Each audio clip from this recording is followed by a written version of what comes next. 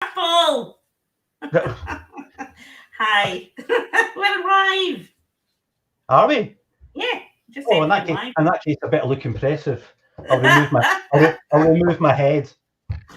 Hi, everyone.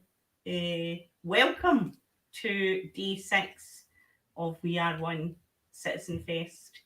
No labels, no walls. If you've just joined us today for the first day, I take it you've been on holiday or something. Yeah, where were you? If Goodness you gracious. and thank goodness you found us and for our last day. That's all I can say because we have picked out some of the highlights from the week that's been, and we've also got some new fabulous bits today that people haven't seen yet, some headliners for the rest of the day. So we should probably introduce ourselves as well, which might be useful. Sure, absolutely. I'm Even the people that know us don't know who we are, so you may as No, I well. know. We managed to get away with that for years. Like people just think, oh, she must supposed to be here. That woman, she keeps turning up. So I'm Fran Brown, and I work with Radical Visions. In terms of the festival, I've been involved right from the start, along with my colleague John, and we are the festival directors. Really, it's a really fancy title, which I'll just take. That's fabulous. I love that. But it's all about teamwork because there's absolutely no way we could do this without all of the other guys involved completely. So yeah, so we have been. This is a bit of a dream for us, and it's just been amazing to see it coming to life. Really, Clive, do you want to introduce yourself? Yes, I do. Thank you, Fran. It's a joy being one of your servants.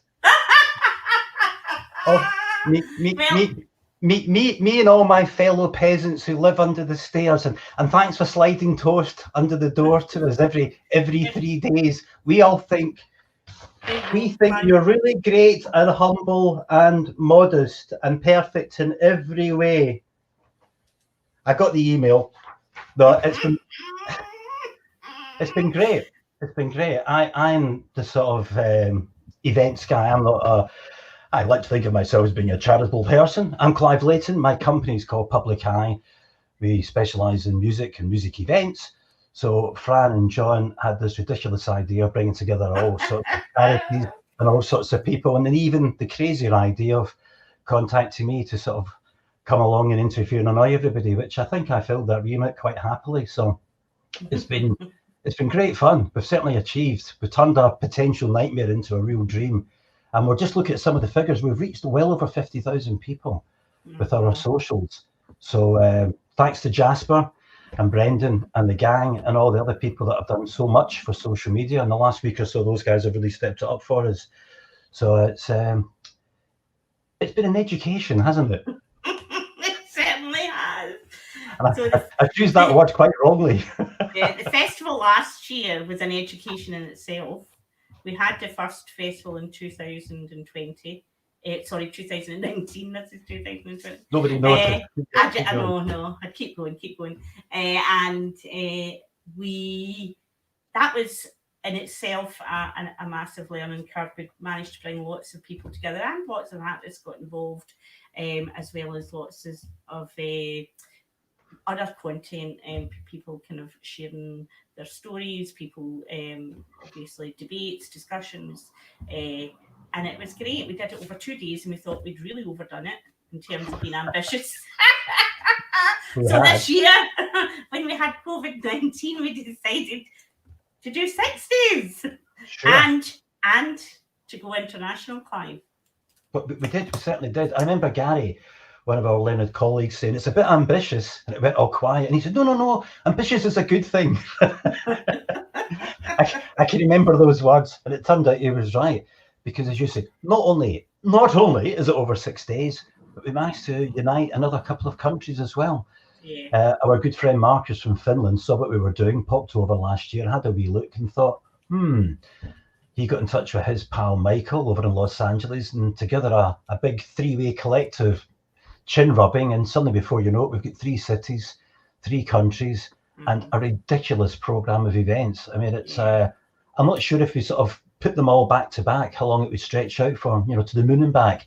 It's not just look what we're doing here in Glasgow for Glasgow. It's not. Glasgow's the epicenter of We Are One, and no labels, no walls is what Marcus and Michael are doing in LA and Finland. Mm-hmm. So, and all of us have taken content from all over the place. So it's not just what's on our doorstep. We're obviously centric to where we're based, but it's been reaching far and wide. And we want everyone to join us because we want to be ridiculously ambitious next year. And go for 25 cities across 35 days with 2,000 acts. And Fran is going to host everything herself, aren't you? No. That's what we've all agreed. Very funny. Clive. Yes. Don't say that. Anyway, I tell you, the hosting, just to give that a mention, the hosting over the week's been amazing. Hasn't it? There's been some brilliant hosting and some laugh out loud moments. I just have been so impressed by everybody. And some of the laugh out moments have even been intentional, which I is know some of them have. Most of them have been a odd glitch. People have been very patient with us, I think, where we've had some of the kind of technical glitches. And I think maybe it's important just to say that we've got people constantly with us doing all the tech. We might be in front of the screen today, but David and Liam, who were hosting, now what day did they host? Was it yesterday? Thursday, sorry. Yeah, that was the day we had all. That was the day we had all the complaints, if you remember. Oh yeah, that's right. Aye, that was that day. I've never written so many emails in my life, I tell you. They were brilliant, weren't they? So they hosted as well and went front of the camera, but all the rest of the time they've been just a constant massive support to help us by getting all the content on and organising it all and making sure we all know what we're doing. And without them, I think, to be honest, a few weeks before the festival itself, we were still trying a few days before the festival itself. No, it was really good. It was really, really good. And then they just made it perfect, Fran. They made it perfect. Everything was great. All I was going to say is we're still trying to work all this out, particularly all the live streaming and getting the sound right and stuff. So they have been amazing, haven't they? Though seriously, Clive. Seriously, they have been amazing. So give them the credit. The credit absolutely, including somebody who's not been mentioned, I don't think, and should be mentioned, which is John Brown, who was also key and hasn't had a shout out. So John, you have been a star in helping us get to where we got to over these last 6 days. Yeah, absolutely. And we should do that surprise camera thing of suddenly going to John now in his underpants, in his cornflakes. That would be cool. Watching Football Focus. John said having a nosebleed live in here was interesting. Do you see that? Nobody noticed that. I noticed it. It's like, what do you say? Well, poor John. I don't know. I was under so much stress that he had a nosebleed. I was watching it with Michael McHugh, and we were saying, "Here's a message from our glorious bleeder." But I tell you what, I think we should also do though is maybe we just want to. I think we should just say why have the festival in the first place. Well, do you know what? It would be really great if we had one of the founders with us. So I'm going to ask a completely unprovoked question. Francis Brown, what made you think of having this festival in the first place? Well, I would love to own the thinking. I'm more the doer. Actually, John and I were challenged, I would say, by Simon Duffy. Challenged. Always challenged by Simon and there was something else, if you remember, going on that was really pretty massive in Scotland at the same time. Yeah. And that was the IACID conference, which is a great big international conference. And Simon had said, look, all these people are coming to Scotland. Let's do something. Let's see if we can link in here somewhere, add on, be the fringe festival to this big conference. And it sounded like quite a good plan. And then the proof got in the way. Yeah, the purpose behind what We Are One and what we're trying to achieve here is really it's just about citizenship. It's about us bringing everybody together to start a movement that's really, I suppose, in a way, it feels like it's getting lost. We've had so much change in the last few years. Sometimes if you work in social care and you've been working for a long time like us, you just get the sense that we're going backwards at the moment instead of really holding on to that vision and going forwards. And we need to come together as community to change things. It's not going to come from the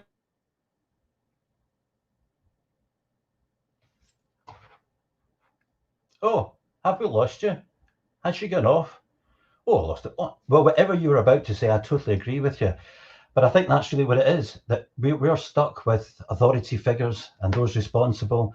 And we said once or twice during the week that what we've got is people who are in control, who are in power, but they don't really seem to be empowering the people that need most support. They seem to be sort of overpowering it. So what we've done as We Are One is bring together a whole bunch of communities, a whole bunch of charities, and a whole bunch of charitable people. And together, we're trying to make a bit of a difference. And the singular message is it's not just individual, but it's a collective. And together, as they say, we are one. I think this is a great bit of timing now. I think what we'll have to do is switch over to a little video. And our video has become our theme tune. And the wonderful George Borowski got in touch with us through his people. His people contacted our people, or rather spoke to his Mrs. Karen, but that's really how it works. And we smoothed out a few publishing and copyright issues. And the song that George had written in 2017 is called We Are One. So Karen and the gang there thought, wouldn't it be an idea for worlds to collide? Maybe this festival could use this theme tune or the song as their theme tune. So that's exactly what we've done. So without any further ado, we'll paper over some technical issues as usual. Here is George Borowski and the Fabulous Wonderfuls with their song called We Are One. We hope you enjoy it and we hope you keep on tuning in. We've got a packed programme ahead. Here's George.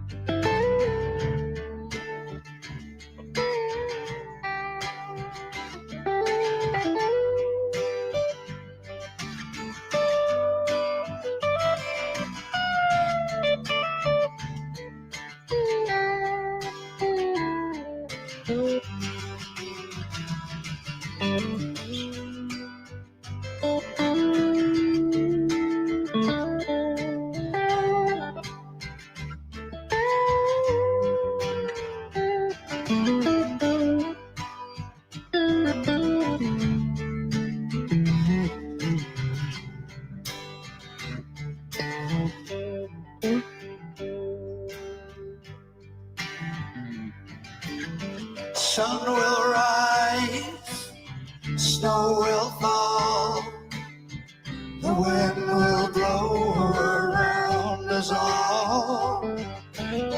We'll cross the line, by and by. We are one with the star-filled sky.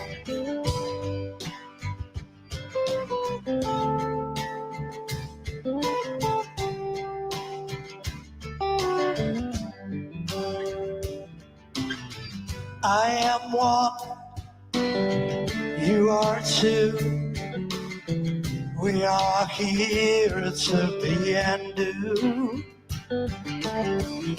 A lonely bell will tear the eye. We are one with the star-filled sky. Sun will rise, snow will fall, the wind will blow around us all. We'll cross the line, by and by. We are one with the star-filled sky.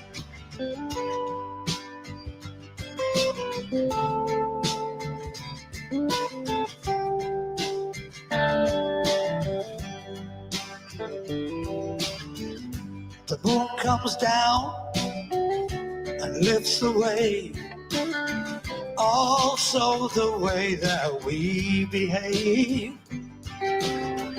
Girls will dance Soldiers will cry, we are one with the star-filled sky. Sun will rise, snow will fall, the wind will blow around us all. We'll cross the line, by and by. We are one with the star-filled sky.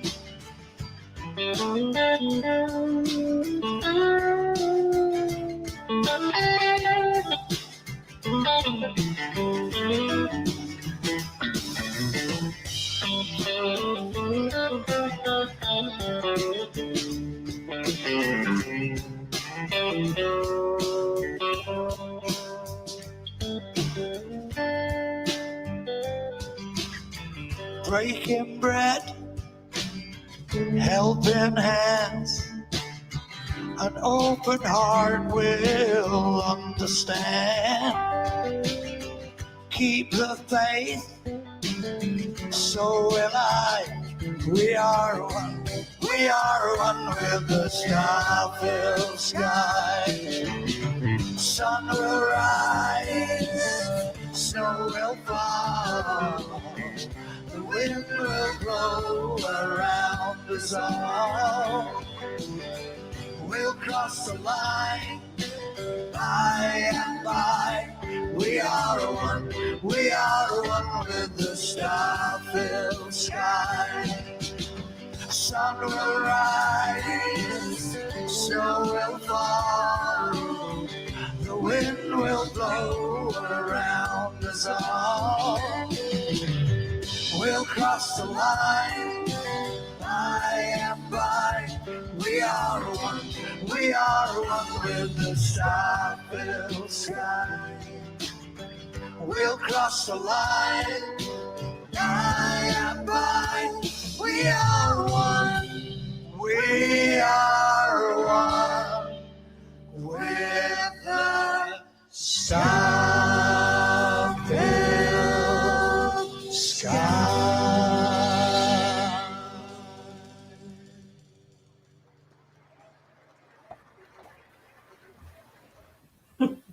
Okay, I want to know who pulled the plug. Who pulled the plug on me? Who was it? Who brought her back in? What's going on?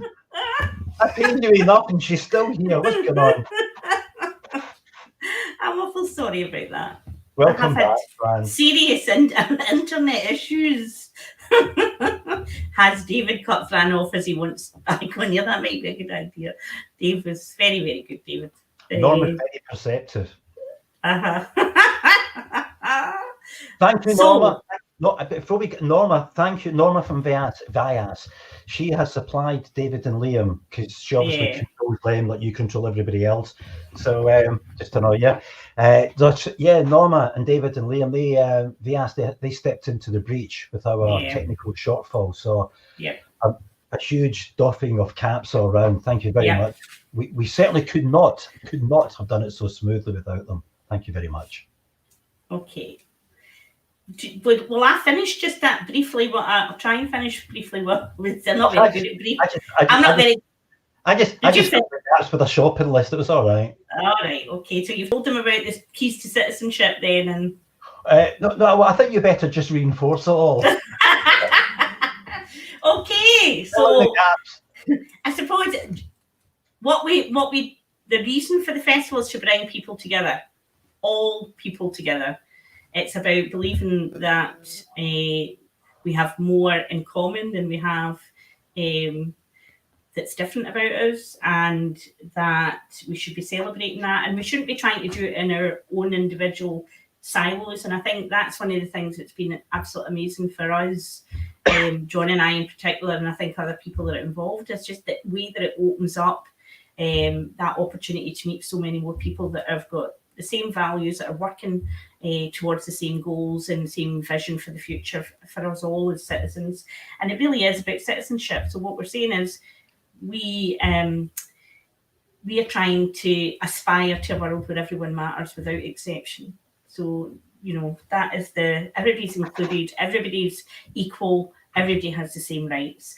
And our festival has been based last year and this year on Simon Duffy's Keys to Citizenship, which he'd written a book about. And, I think fundamentally it just makes real sense. It's the things that are common to us all. So we're talking about love, freedom, money, home, help, because we all need help sometimes and might need it at different times in our lives. Life, getting that and having real purpose. And that can be in all different ways. But those are the things that make us whole human beings. And everybody, regardless of what help you might need to achieve that, has the right to those basic fundamental things in life, to be a citizen, really, to be an equal citizen. So that's the message. Brilliant. And we've adopted each of these themes every day. Every day. And today being the longest day, and it already feels like it. Today we're doubling up and we're splitting it, and we've got the two themes that are left. So Fran, what's the theme for the first half of the day? The theme for the first half of the day is home. Oh, fantastic. Which is incredibly appropriate for these COVID/pandemic type times, because most of us are spending more time at home than out of our homes. That's for sure. Absolutely. So, but obviously for those people where that is a difficulty, where you're homeless, or it's fundamental, isn't it, having that safe space to be, and it should be something that we're all entitled to. And there's been, obviously, it's highlighted really in some ways what can be achieved in a short time when there's something like a pandemic in terms of action, but also just making sure that everybody has those rights. And we know that that's something that I think can be fixed if we just had a different approach to how we treat people who have became homeless. So, but anyway, the system's a bit broke.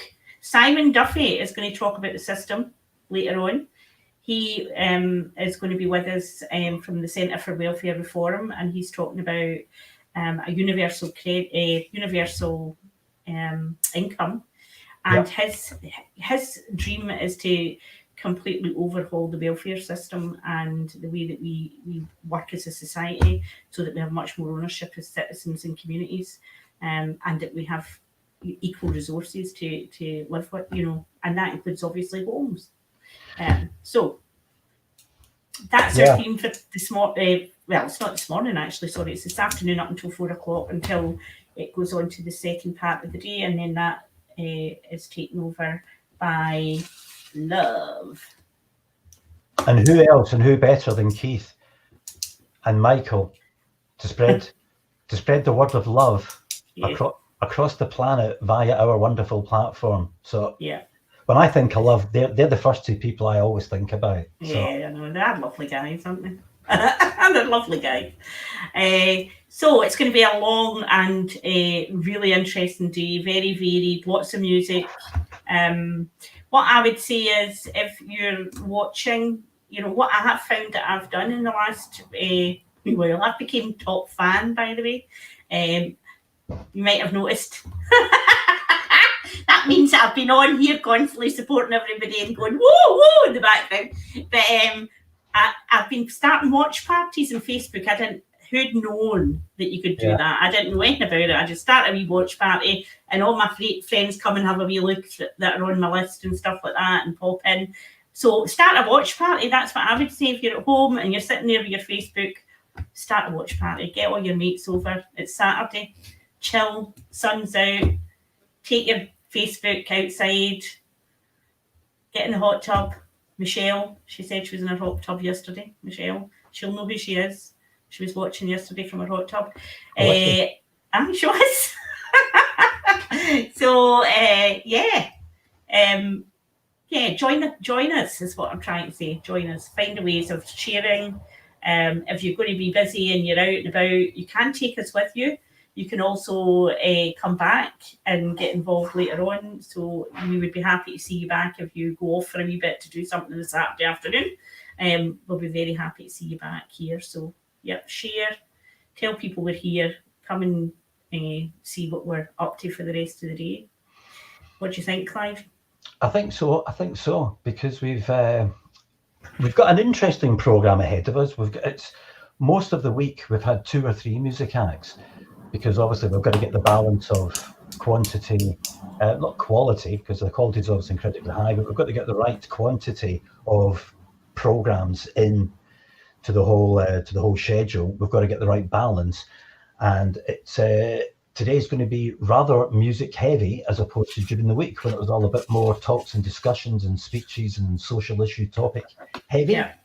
That's what the Royal We decided that we were going ahead with. And I say we, I mean John. And if so he can get all the, if there's any credit going, it was Fran and I. And if people aren't happy, it was John Dalrymple. That's John Dalrymple that did all the planning. Everything great. It's me and Fran. That's Fran and me. Just got to get it out there. There's enough pussyfooting around. So yes, we've got all sorts of music coming up. We're going to be joined very shortly by or with the lovely Emma Nayland. She's going to be doing a set, and it's going to be exclusive in a change to the published programme. She was going to do something recorded, but what did they say in the world of TV? We've decided to improve that. Rather than just have something on film, we thought it's the Saturday, it's the last day. Let's sort of start off with a bang. So Emma's going to be doing a little totally unrehearsed, totally impromptu, and this is going to be live from her kitchen or her front room or her somewhere. So it's going to be as much of a shock or a delight or a surprise for everybody. So Emma's joining us literally in a minute or two. But before we say that, before we do anything of that, did you see last night? I did. What did you think?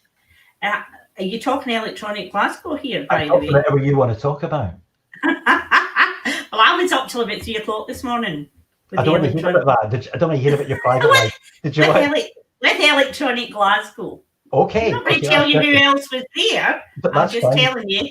I was with Electronic Glasgow. I just want to hear the story. I could not believe the staging and the variety with Electronic Glasgow. And I mean, you know, it's a long time since I went to a club. Sorry to say, but age and all that. But so it's a long time since I've done that. But I actually thoroughly enjoyed a lot of the music. Was just like, you know, really getting the party started, really. So, and I could not believe the staging and the visuals, just out of this world. So yeah, absolutely brilliant. Yes, I think the highlights. There's been so many highlights. I'm struggling to pick out 1 or 2. Do you know what I mean? It's been so good.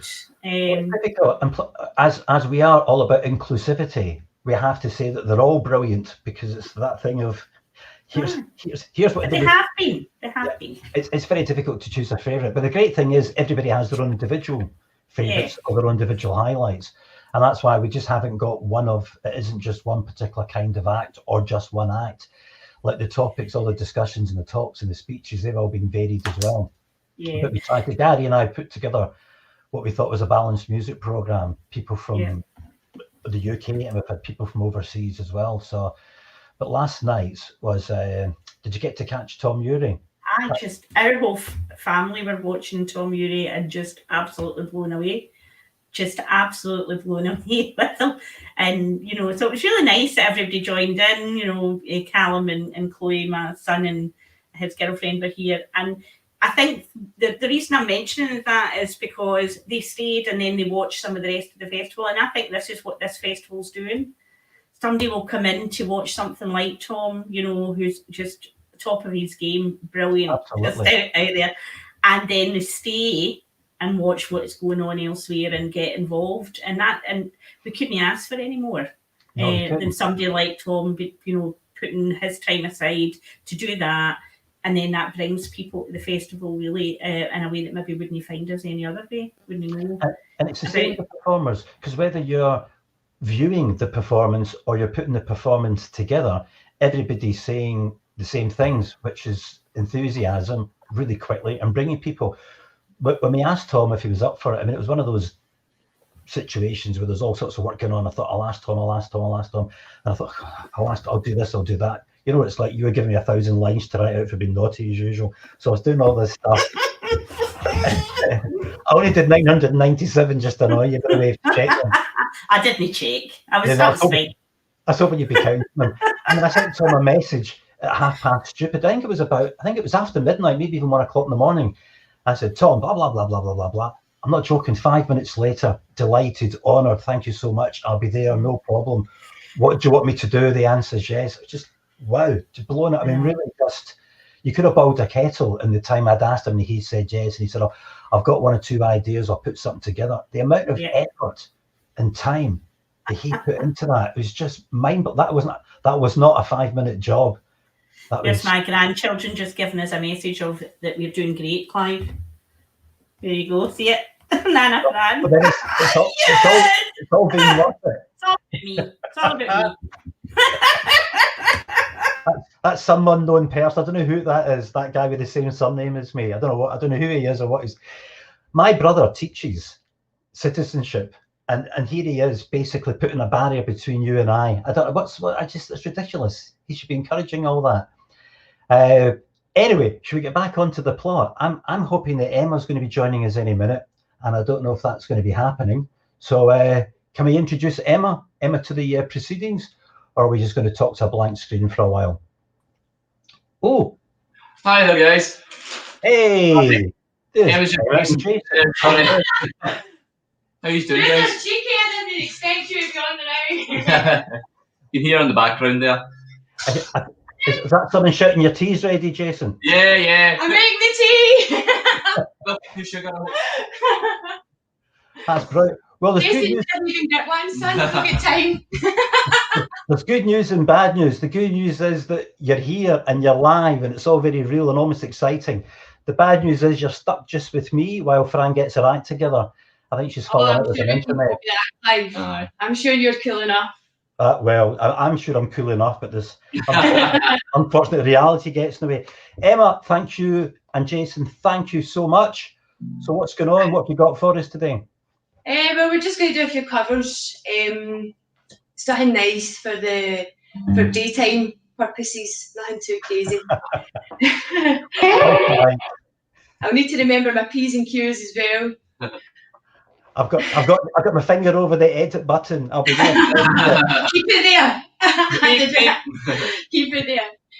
But yeah, it's honestly it's an honour to be here with everybody and all the live speakers as well. They've been absolutely mind blowing. Some of the young entrepreneurs is so inspirational. Like totally blew my mind.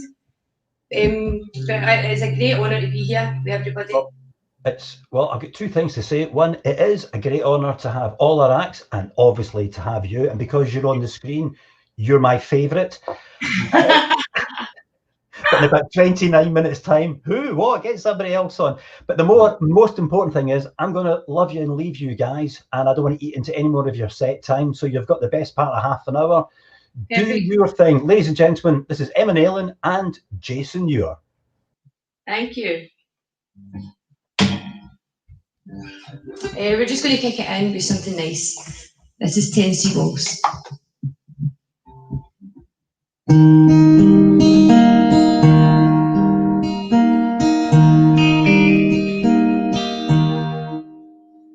I was waltzing with my darling to Tennessee Waltz, where no friend I'd have been.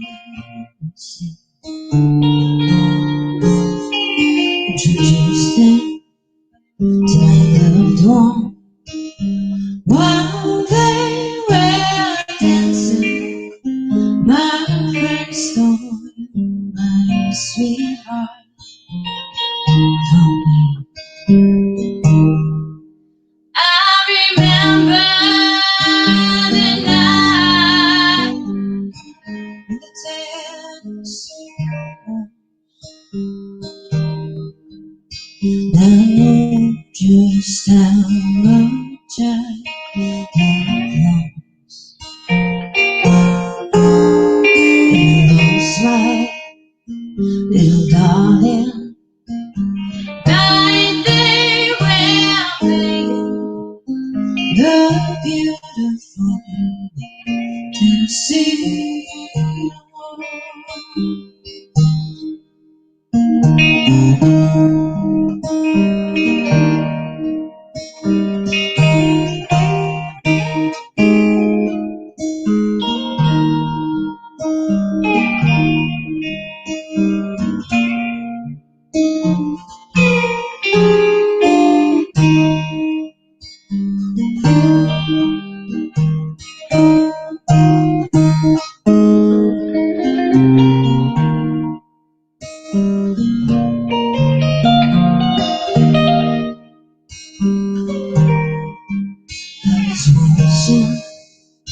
With my darling to Tennessee walls, where no friend I ain't happy. See, introduced him to my loved one.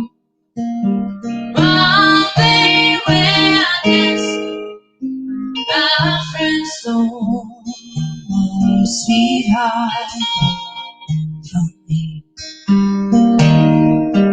I remember the night that the Tennessee walls, and I know just how much I have lost. And the last night, little darling, night they were making the beautiful Tennessee walls. The beautiful Tennessee walls. The beautiful Tennessee walls.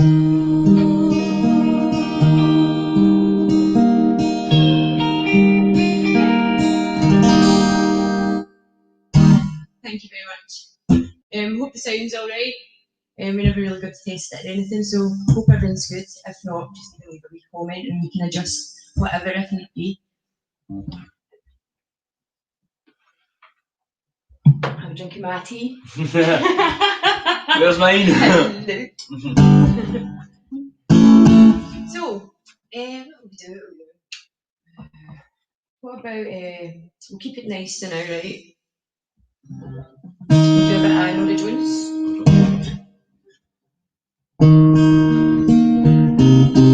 We'll get the rock stuff up soon.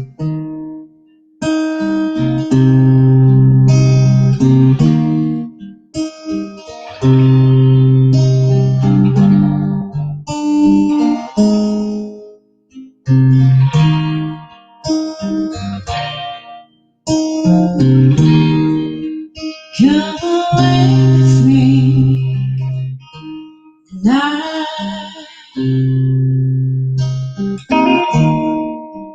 Come away with me. I'll never stop loving you.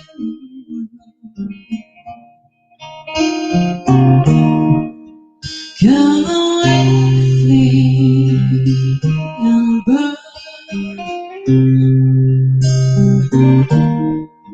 Come away with me, can take us with their eyes. And I wanna walk with you a cloudy day, feel for the end of my soul. Behind so you try and come away with me, a kiss on a mountaintop. Come away with me, can take us with that.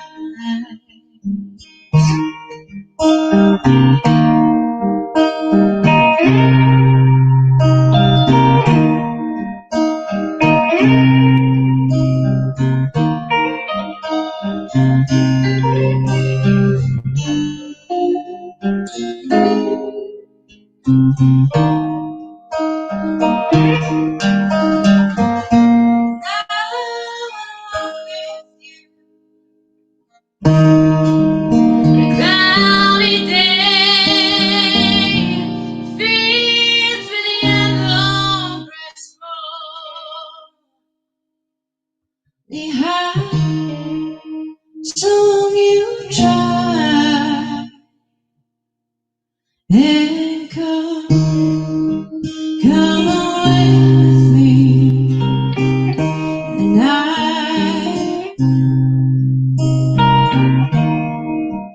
come away with me.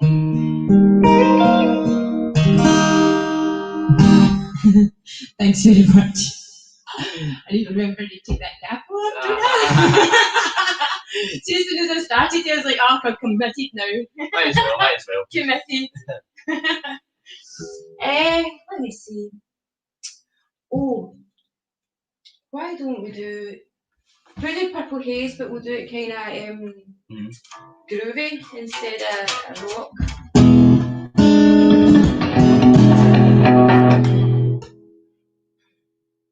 I'll take this. Hope everybody's having a decent day. Try I don't want that reverb at all.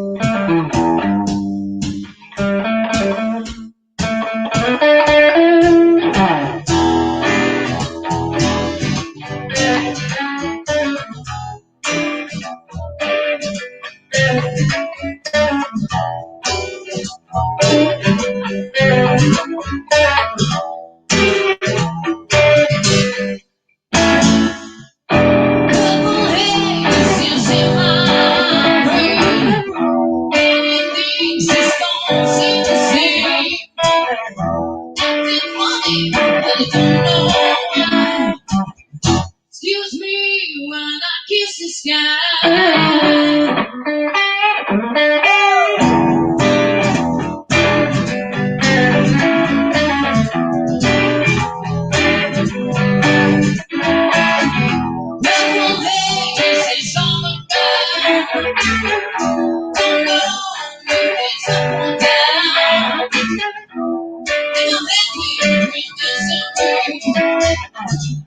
Never let go, put a spell on me.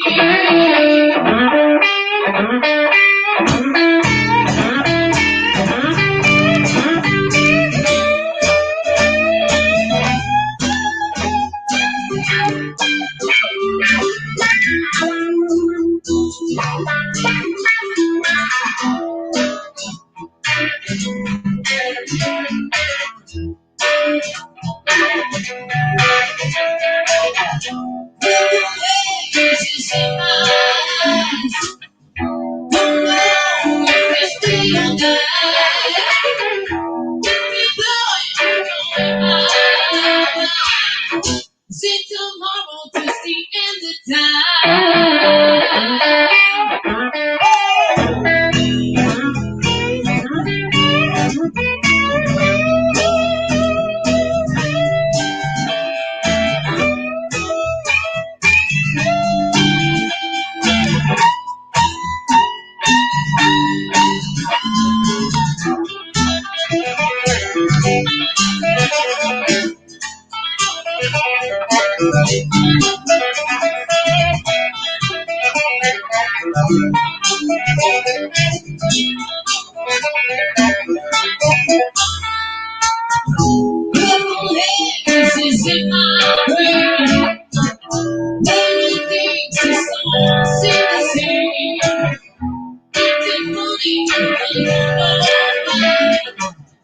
Excuse me while I kiss the sky.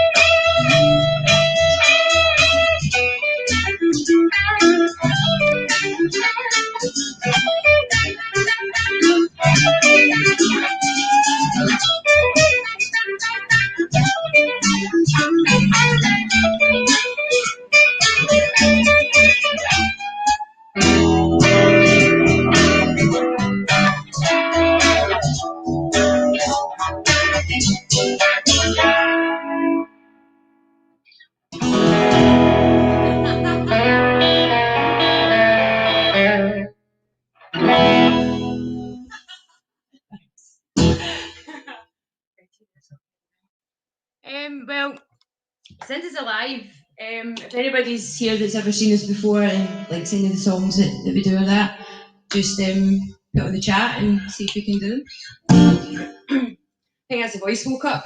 Kind of running late this morning.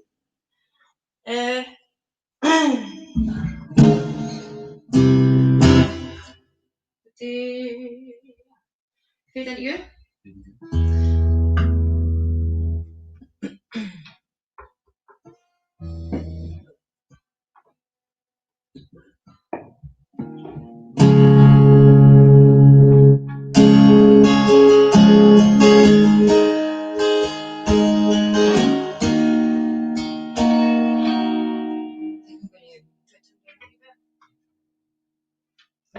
As well.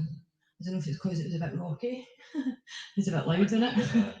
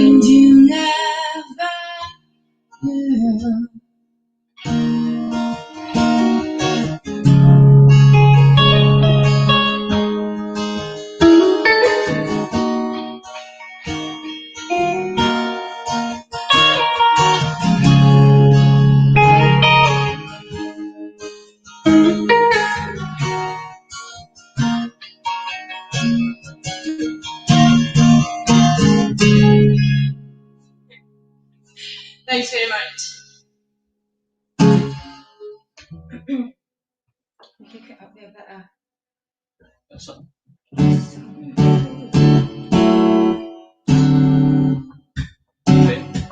Oh yeah. Why did you? Oh. If I could remember the chorus. As you can see, that we plan these things. This is what we do gigs as well. Yeah. We just kind of stand there like, yeah, we'll just do that.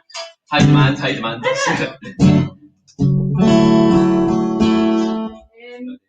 I will do. Get a nice wee groove that then.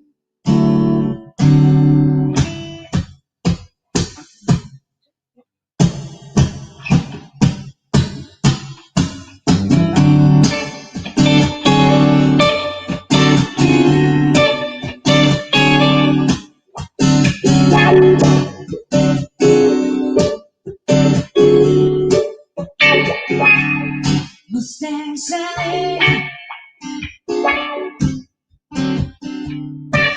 you better slow your Mustang down.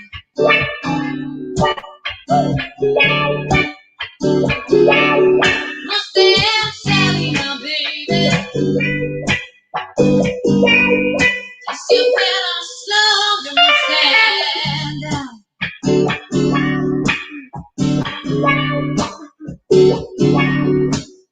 You've been running all over town. Guess I gotta put my feet on the ground.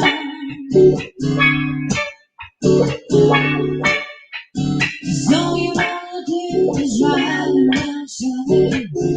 Ride, Sally, ride, Sally. All you wanna do is ride around, Sally. Ride, Sally, ride. All you wanna do is ride around, Sally. All you wanna do is ride around, Sally. You've been running all over town. Guess I gotta put my bare feet on the ground. Come on, tell me now. I bought you a brand new Mustang. What's the name? 1965. Now you come around to see the 501. You won't let me ride on Mustang Sally, my baby. You still better slow your Mustang down. Oh, yeah. You've been running all over town. Guess you gotta pull my bare feet off the ground. Take it away, man.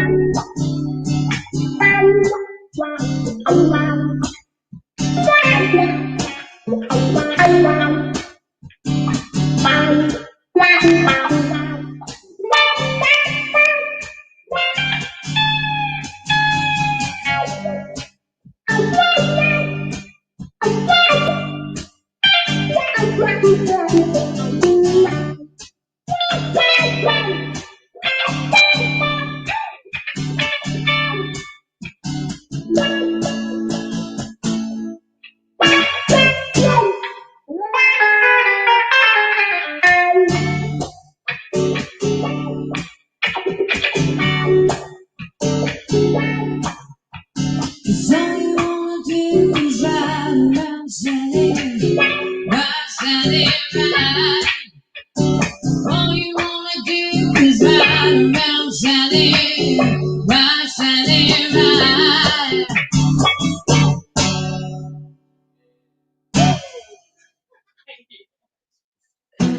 That's a nice ballad there. Anytime. You're all day. We'll No, just but till here's the- half an hour's done.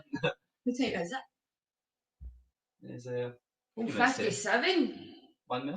One more. Can we get one more? Are we allowed one more? Are we allowed?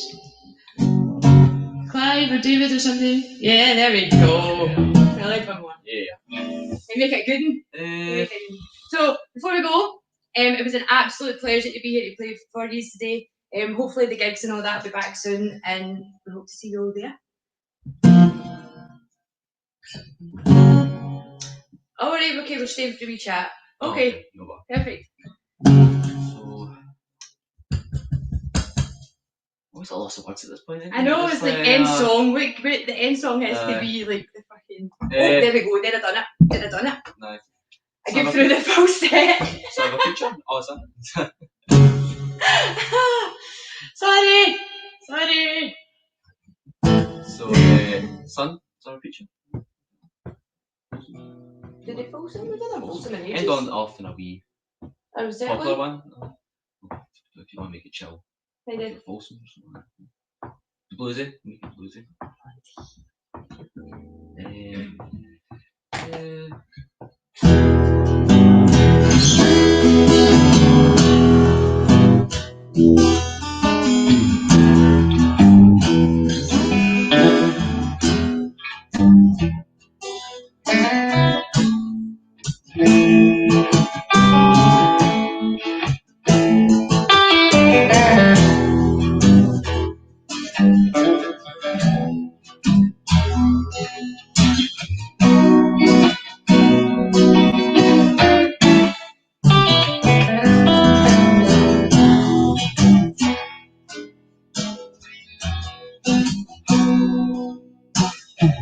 Hear the trailer coming in, rolling round the bend. Now I ain't seen the sunshine. It's out of nowhere. I'm stuck in Folsom Prison. Time keeps dragging on.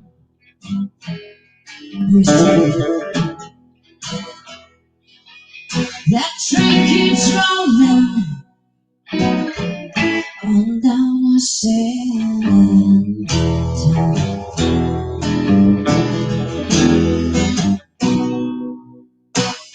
And I was just a baby. Mama told me, son, she said, always be a good boy. Never play with guns. I shot up any freedom just to watch him die.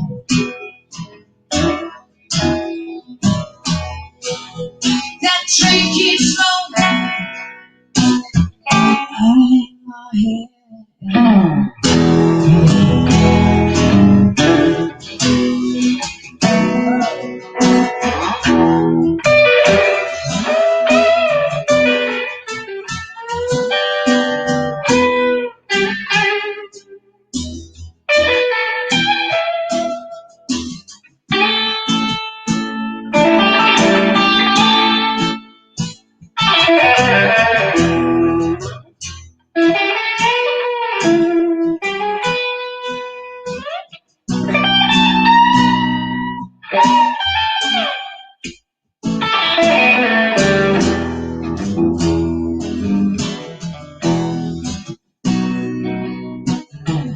With the bridge for sitting and fancy dining cars, probably drinking coffee, yeah, smoking big cigars. But I know I had it coming.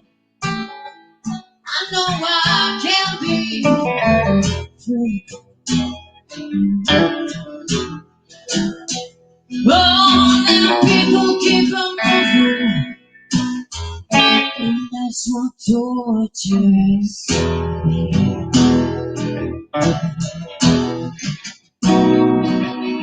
They free me from this prison here. Never change his mind. That I'm moving on. Further down the line, no. Far from Folsom Prison is where I want to stay. Oh, I let that lonesome whistle blow my blues away.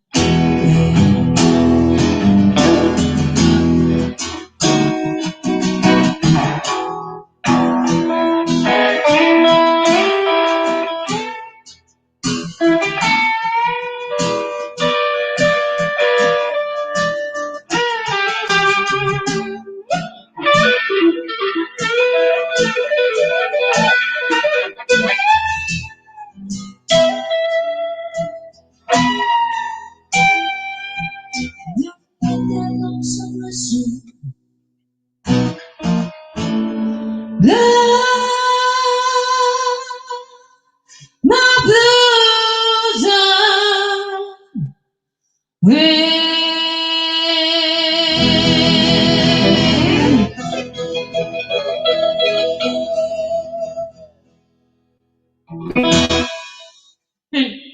you very much. Hope you enjoyed it.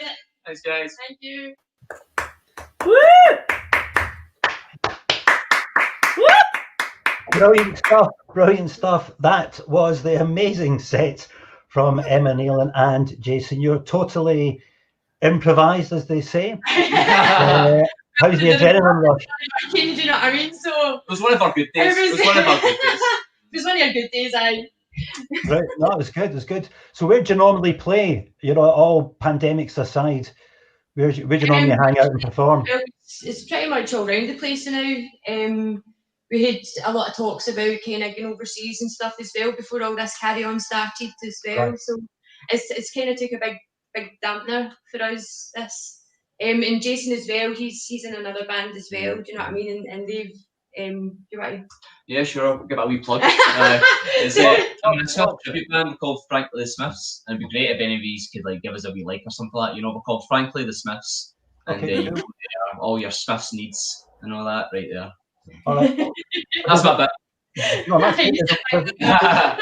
There's the wee comment section on the screen. So when you guys are done, if you put your websites in there and basically plug away, and we'll just like whatever you say, pretty much we'll agree with it. So just get yourself a wee plug in there, because anybody tuning in to see you or just tuning in to see, as Fran said, they might be tuning in to see A and find out about B. So preach to the converted, try and get some new fans on board. You've helped us to help everybody, so get yourselves out there for sure. Yeah, thanks very much for Thank you. everything. It's been brilliant.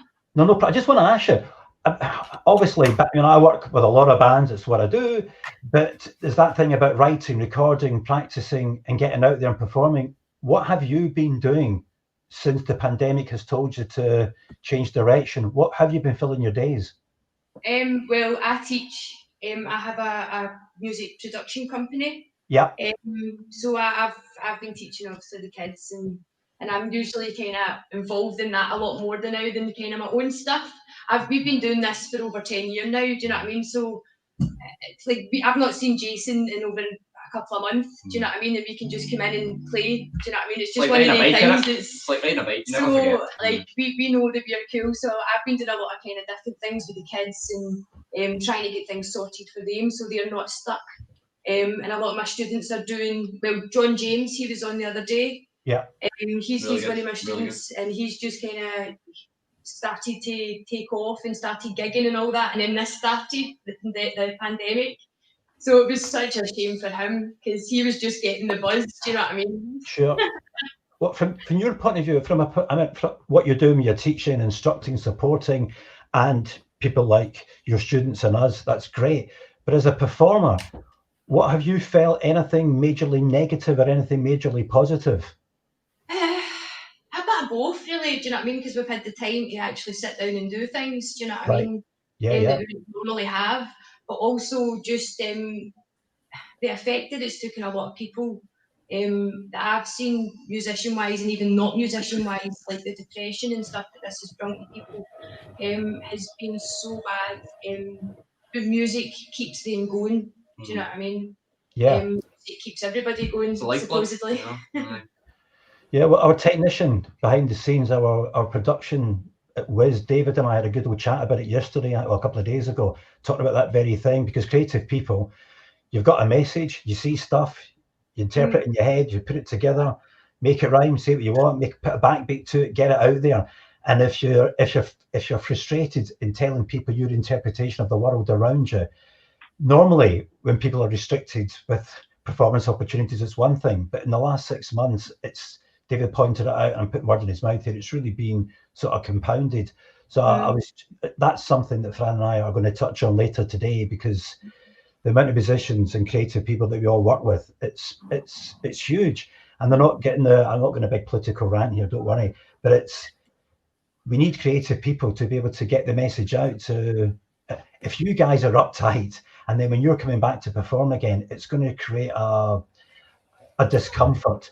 So the sooner we get creators back on stage and doing their thing and making the rest of us chill out, the better. So well, they've got a few beer gardens. We're in Livingston in the Tower Bar on the 26th. Nicely Saturday done. the Nicely done. in the beer garden. Well, fingers crossed. Never know. We don't know what's going to happen on Monday. Do you know what I mean? Sure. So fingers crossed, but in the beer garden, it's my All right. Okay. Well, I don't want to hog this too much. I want to pass it on to Fran because she's been grinning and smiling away throughout here. So but don't forget to post, and I'm going to pass you over to Fran so she can say hello and whatever she Perfect. wants to add. Hi. Hi. That was brilliant. I was having my own party in my porch. Brilliant. I wish we were there. Nah, true. So thank you so much. I think what you're saying leads us really nicely into the next person who is going to be talking to us, which is Michael Byrne. And I suppose that topic of depression, I mean, we are all about the fun. Obviously, we are trying to keep the whole festival fun because we want people to enjoy themselves, but it is a serious message there throughout the whole festival, and lots of people have shared, which I think has been brilliant. A lot of the artists have been really honest and shared Some how of the they're feeling. speakers are just outstanding, like that I've heard, young and older. Do you know what I mean? Like they've all been really, really impressive. Yeah, absolutely, and honest and sharing about their own experiences and feelings and things, challenges that they've faced. So we're going to move on, I think, in just 1 minute to Michael. So I suppose I just wanted to say thank you so much for coming. Can't believe we did that live as well. Like just another wee challenge for us, completely live there. And the tech guys are all now going to go and have a wee sit down and take a deep breath. But thank goodness that's over. And I'm going to just introduce Michael, I think, because he's due on in 1 minute. Is that all right? But thank you so much for coming and sharing that with us. And definitely make sure you let us know where we can find you, because I think lots of people would want to come and see you. Bringing my grandchildren to the beer garden. We can. Yeah, sure. I'll introduce myself if I do. So Michael Byrne is on next, and Michael is, as I say, he joined us at the festival last year. He is somebody who is going to now talk about his life, and it's actually quite traumatic in terms of the experiences that he's gone through in all of his life.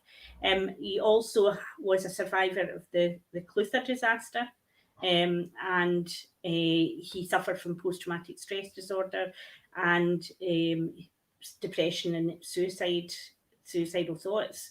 And that's really why he's kind of completely changed direction in terms of his career.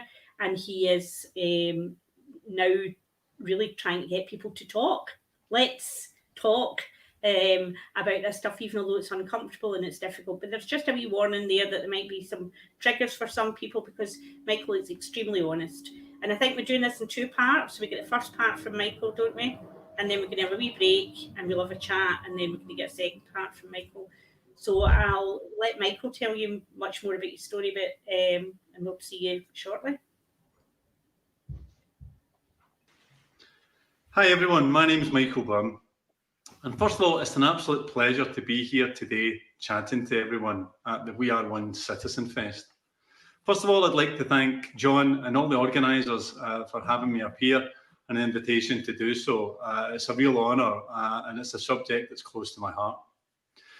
So I want to speak to you a little bit about me today, about some of the things that I've been through and the journey that I've had to actually become a citizen and feel like a citizen within the world today.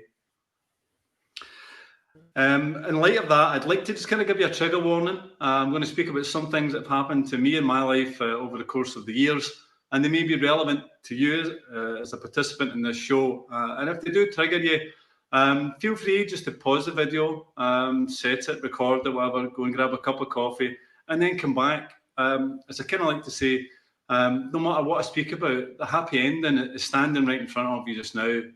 So without further ado, perhaps we'll get going. So, as I said, my name is Michael Byrne.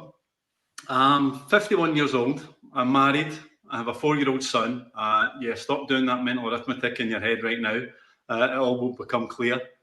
And I have complex post-traumatic stress disorder. But above all, I'm also a citizen.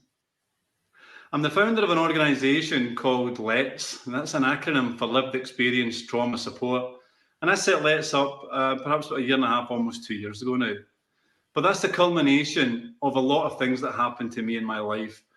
And it's something that I'm now passionate about, is to normalise the subject of mental health, both within the workplace, but within society as well. But as I said a couple of minutes ago, it took me a long, long time to get to be able to be comfortable enough in me and the environment that I live in to actually speak about mental health.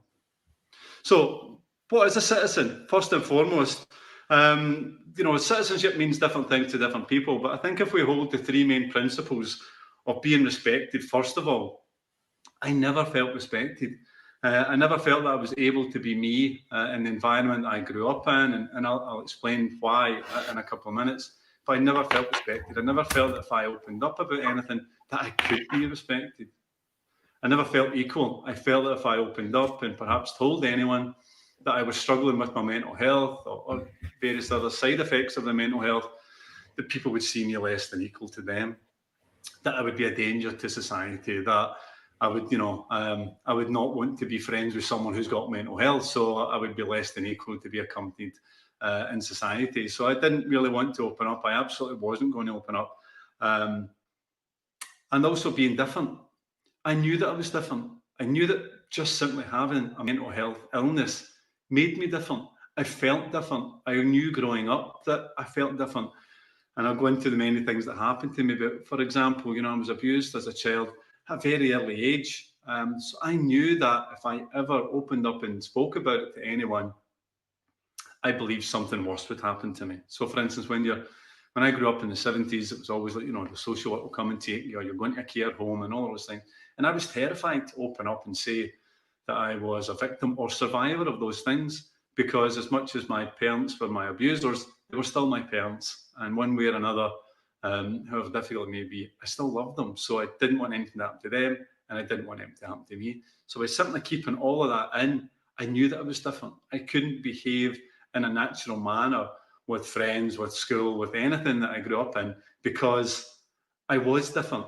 And the irony was that for a lot of years, I believed that everyone went through that level of abuse until you get to a point where you realise they don't, thus making you different. So, the 7 Keys to Citizenship by Simon Duffy is really the key principles and the key guidelines of what determines citizenship. But as I said a couple of minutes ago, it took me a long time to get here. And I'm going to go through some of the life experiences that I had and how that made me feel. And also added to this sense of non-citizenship where I didn't feel part of society. So, as I said a minute ago, a couple of trigger warnings. I'm going to talk about, I've already talked about some abuse and stuff like that. There's a couple other things that I've been through. I'm going to talk about that, maybe pertinent, but they add to this feeling that I've had in the past of lost, disenfranchised, and not part of society as we see it, or as a fellow citizen. So I grew up in the Gorbals. I was born in the Gorbals in 1969, in the very, very long distant past to many people watching this. And I'm the child of the 70s. So when I grew up in my household, abuse, physical, emotional, and psychological abuse on a daily basis was the normal. My earliest memories are really as a 3-year-old, where I would listen and watch my mother and father physically fight with each other. And that's difficult because what instills a sense of fear, it really instilled a sense of fear in me, in that I was terrified all the time. I lived with this fear of violence around the household. And certainly at an early age, I felt that I was always at risk of being a hostage to one of my parents, because whenever they were fighting with each other, the first one to storm out would grab me out of my bed and walk the streets with me. So it almost became like I was a hostage to whatever one decided to leave first. But what that did was mean that I lived my life in fear at a very early age. Very early age again, I witnessed my mother stab my father. She hospitalised him on another occasion by hitting him with a cooking pot. They all sound funny, it sounds a bit cartoonish, but not when you're young. Not when you're really young and you're terrified. Now, I was always told at a very early age, the narrative of my life was that I was only ever happy when I was at school. And I believed that, but I was never very good at school. But as I got older, I realised that actually what I was at school was safer than I was at home. But that meant that whilst I was safe, I still couldn't speak to anyone. I couldn't go and speak to the teachers. When I was a young boy, I'd always had this impression that no one's going to listen to me, and this is normal in some respects. This goes to this.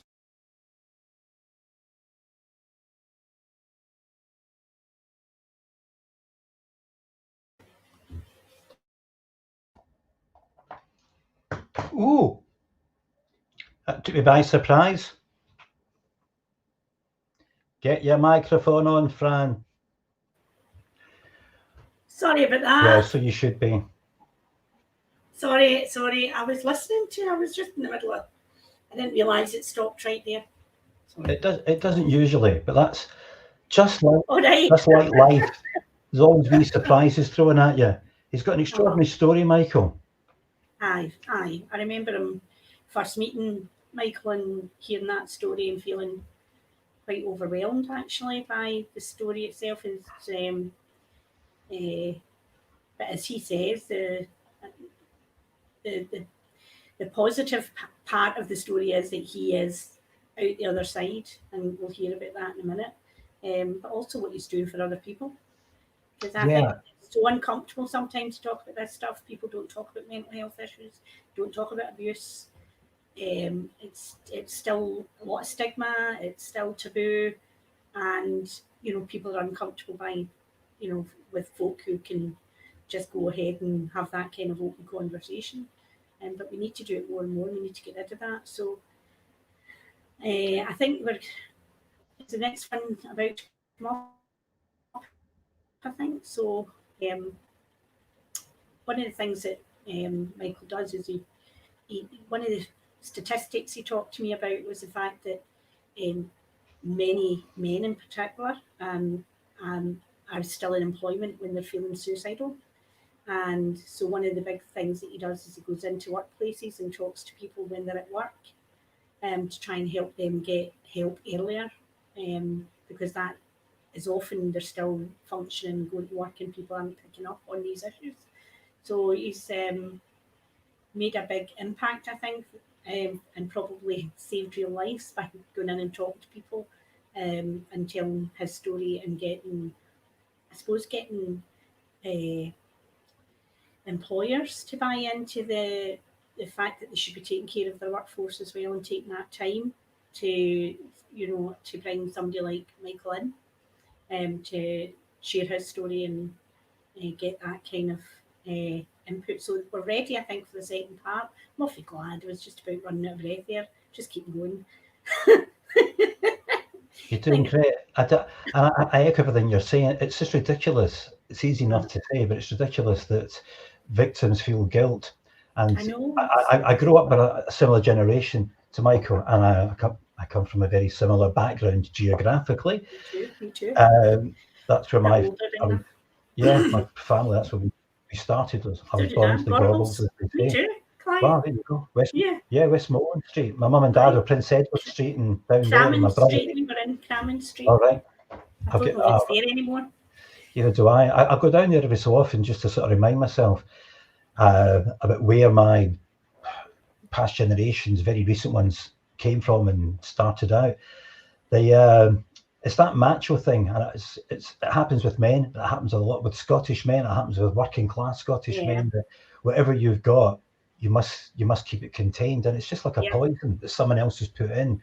And I don't work as extensively in support as you and all your colleagues do, but I see it, and I see it with performers, but I see it just with people around me that's been put in and suppressed. And Michael is doing a fascinating job releasing that, because no matter whose fault it is it's in, it doesn't necessarily have to be someone else's problem or their responsibility. So trying to take collective responsibility to get that, as I say, it's a poison. To get it out is rewarding, and thankfully we've got somebody as eloquent as Michael. I obviously, it's terrible he's been through what he's been through, and there's more to come. But he really is a champion. He's a hugely inspiring person and a great friend of our festival. So he's ready for his second video, so we'll let him speak and we'll catch up after again. Thanks, Clive.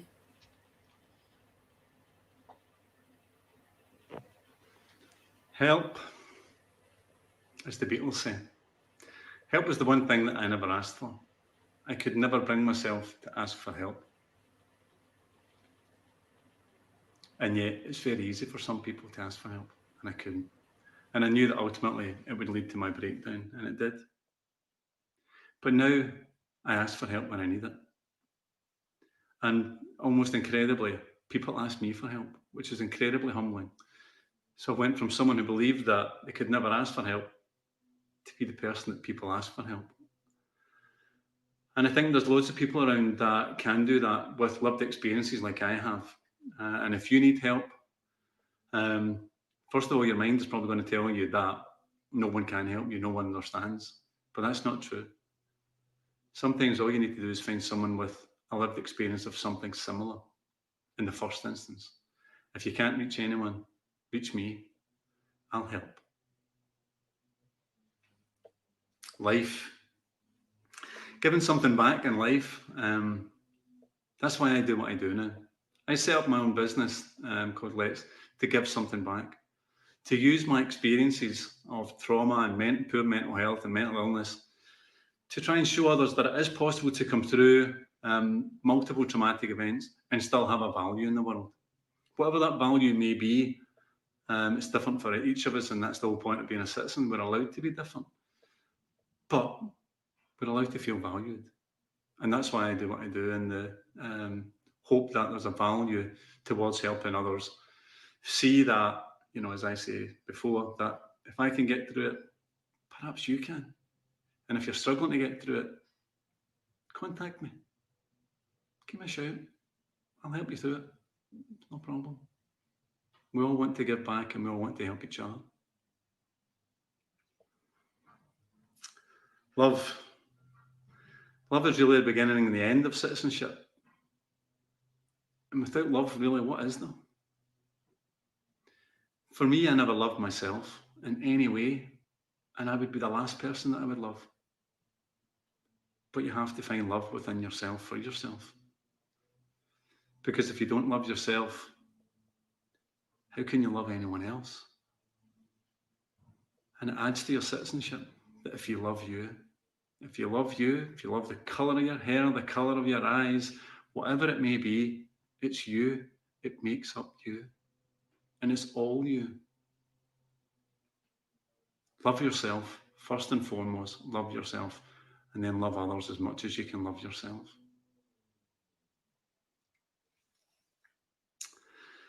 Ladies and gentlemen, it's been a pleasure today. It's been an incredible journey that I've been on over the past 51 years, but certainly over the past 3 or 4 years since I had my mental health breakdown. And it's incredibly inspiring and cathartic and motivating to be asked to do something like this for everyone who's watching and perhaps listening too. And again, I would just like to thank John and all the organisers, but you for taking the time to listen to me for the past 30 odd minutes. Because it's difficult to hear someone else's story. It can be hard, it can be harrowing, it can be a lot of things. But you can make the difference. I believe that together we are one. We are one citizens. Ladies and gentlemen, thank you very much. Have a wonderful day. Thank you.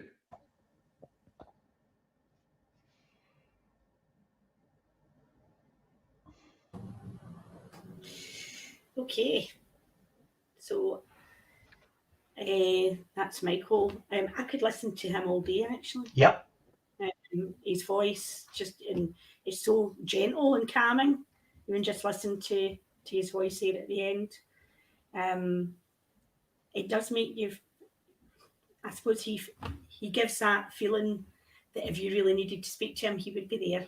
And I think that's obviously what he does so well, is to let other people know that you're not alone. You know, it's that you're not alone at those difficult times when you're really feeling it. And I think with COVID-19, as you've been saying, with artists and various things, but wider than that, I think a lot of people are struggling with their mental health at the moment, even more than they have done in maybe in previous situations. You know, it's such a change to everybody's living situation, and quite confusing for people. And they lose a lot of the purpose and things that get them up out of bed every morning and keep you going. So we need to look after each other. Yep. I liked the way that you said we're all allowed to be different. We're all allowed to be different. And I Well, love we that. are. We're all the same. We're unique. Each of the The same we've- and we've- unique at the same time, yeah. That's Yeah. it. We've all got in common as our differences. But as you said right way back at the beginning, you know, we've got far more in common to unite us than we have to divide us. And he's extraordinary, and he's been through the situation at the Clotha. And unfortunately, he's got, for those that don't know or can't remember, a helicopter landed on there a few years ago, and we lost a whole load of people there. And I'm not going to start dwelling individual incidents, but unfortunately, he's got several different T-shirts, and he has been there, seen it, lived through it, and he's the real thing. He's come out the other side. Extraordinary. He's faced his mortality that day. I think he was very, very close to losing his life that day as well, and that's probably something that's had such a traumatic effect on him, but also in a way a positive effect for change, because I think it was after that he realised that he was able to make some change as well. Yeah. So anyway, we have some music next. We do. We do. And it's quite a nice little smooth segue, because the next performer, there's a few hats here. Jessica Lee Morgan, she comes from a background that could have eased her into something far more comfortable than the existence that she has. She's worked in social care, she's worked in all sorts of community support, so she's volunteered for that. And she could have chosen another path. She goes under the name of Jessica Lee Morgan because she wants to be her. She doesn't want to be defined by her family name. Her family name is Visconti. Her father, Tony Visconti, the producer of David Bowie, the producer of Mark Bolan, and she's also a member of Holy Holy, which is the Bowie sort of super group with the drummer Woody Woodensey in there. So she could have gone down that path. Her mother's Mary Hopkin. Those were the days, my friend. Yeah, I love that. I could break into the song just now and clear the internet, so I'm not going to. Okay. Well, maybe we can try and talk Mary into doing something for the next one. Mary's still recording and still celebrating the anniversary of her 21st birthday, young and fantastic. You've probably got to be a certain age to remember it.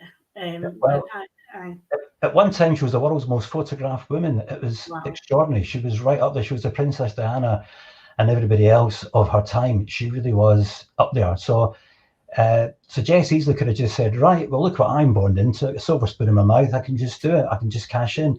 But she decided to be her. She didn't want to be defined by an accident of birth.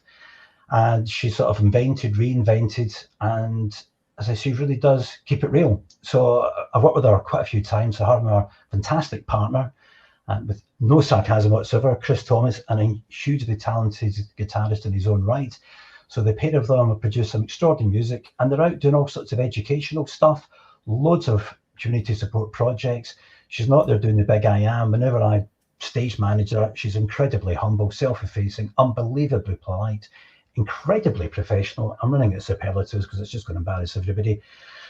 But suffice to say, she is a talent in her own right as a musician and as a person, and she's got loads of messages regarding what we're doing here. So without further ado, if you're happy, can I introduce this? Yeah, we really look forward to seeing her.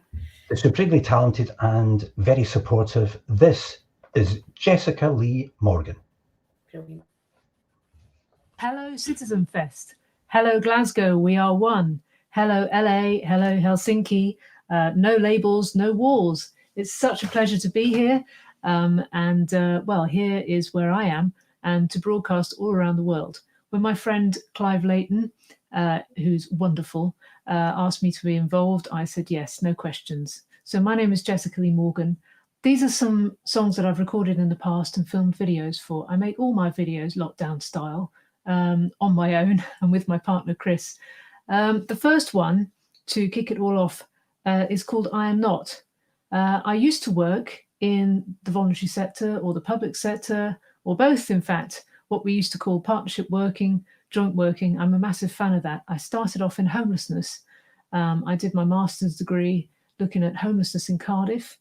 And then I went to work for Cardiff Council Housing Services and the Homelessness Services, and I got to know some of the service providers. And my job was Service User Involvement Officer, which meant that it was my job to let everybody have their say, no matter what services they were using. But one of the frustrations of the job is that they like to put people in boxes. They like to say you're homeless, but also you're dual diagnosis. So you also might have a drug dependency, or you might have a mental health issue. And as we know, we're all just people, and we have these labels attached to us. We might have any one of these labels or any one of these issues. So when I left that job and started my own studio with Chris, I wrote this song. It's called I Am Not. I am not my reputation. I am not my disability. I am not my long hair. I am just me. I am just me. I am not my occupation. I was leaving anyway. I am even not my business. That's my business. That's my business. You are not what you like to be. You're just a person. You're just like me. I'm not my fear and anger. It's just a system.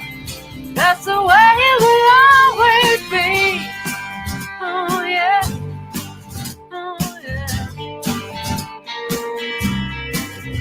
I'm not my mental health. I may be blind, but that's all you see. I may not hear, but I'm not thick. You may see scars, but I'm not sick. It is not your illness makes you act like you do. It's your response to the situation makes me react the way I do. Yeah, you are not what you like to be. You're just a person, you're just like me. Yeah, and I'm not my fear and anger. It's just life. That's the way it will always be. So don't be scared of who you are. Don't hide behind where you're secure. You don't need labels to be you. You just need recognition.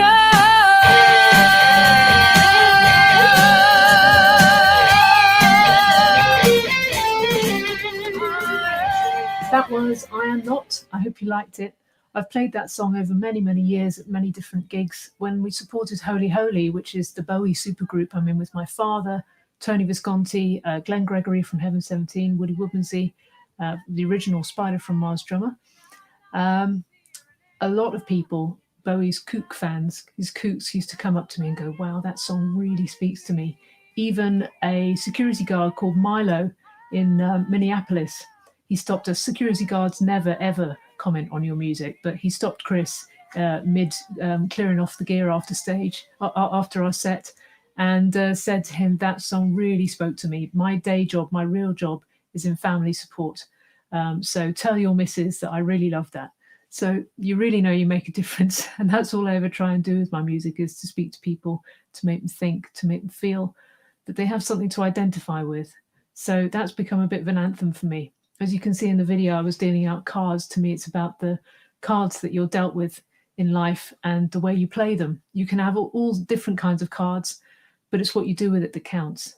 The next song is called Sorry Not Sorry. It's pretty much verbatim an argument I had with somebody who shall remain nameless. And they asked me to apologize or to feel sorry for things that I had done at a time when I thought I wasn't supposed to know any better.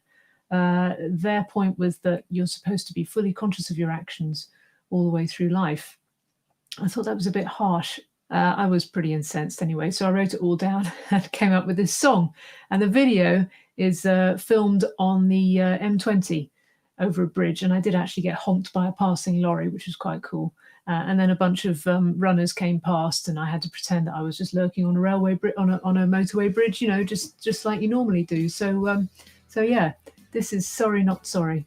Sorry, I'm not sorry for anything I've done.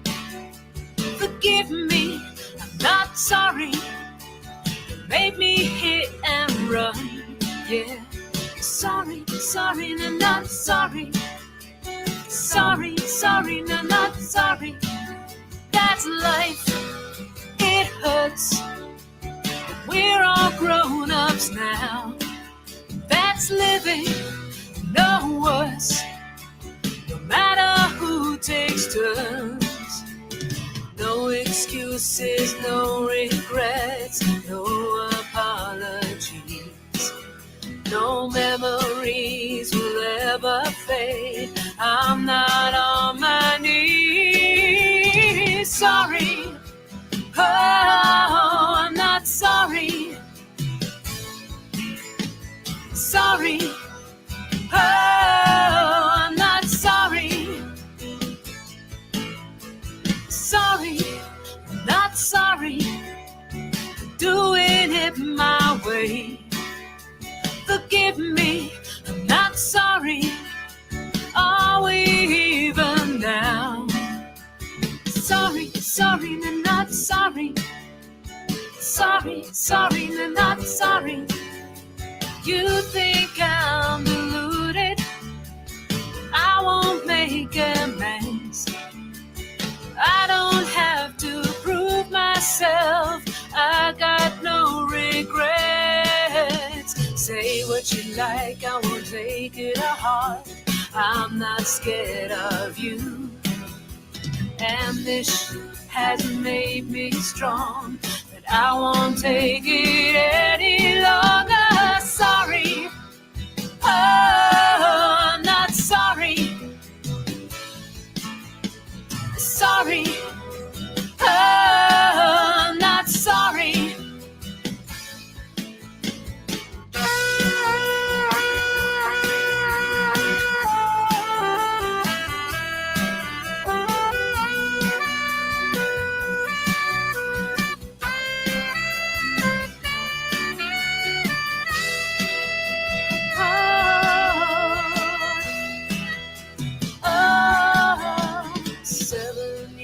Of silence for my own protection, forgetting all the old lies, building up a new life.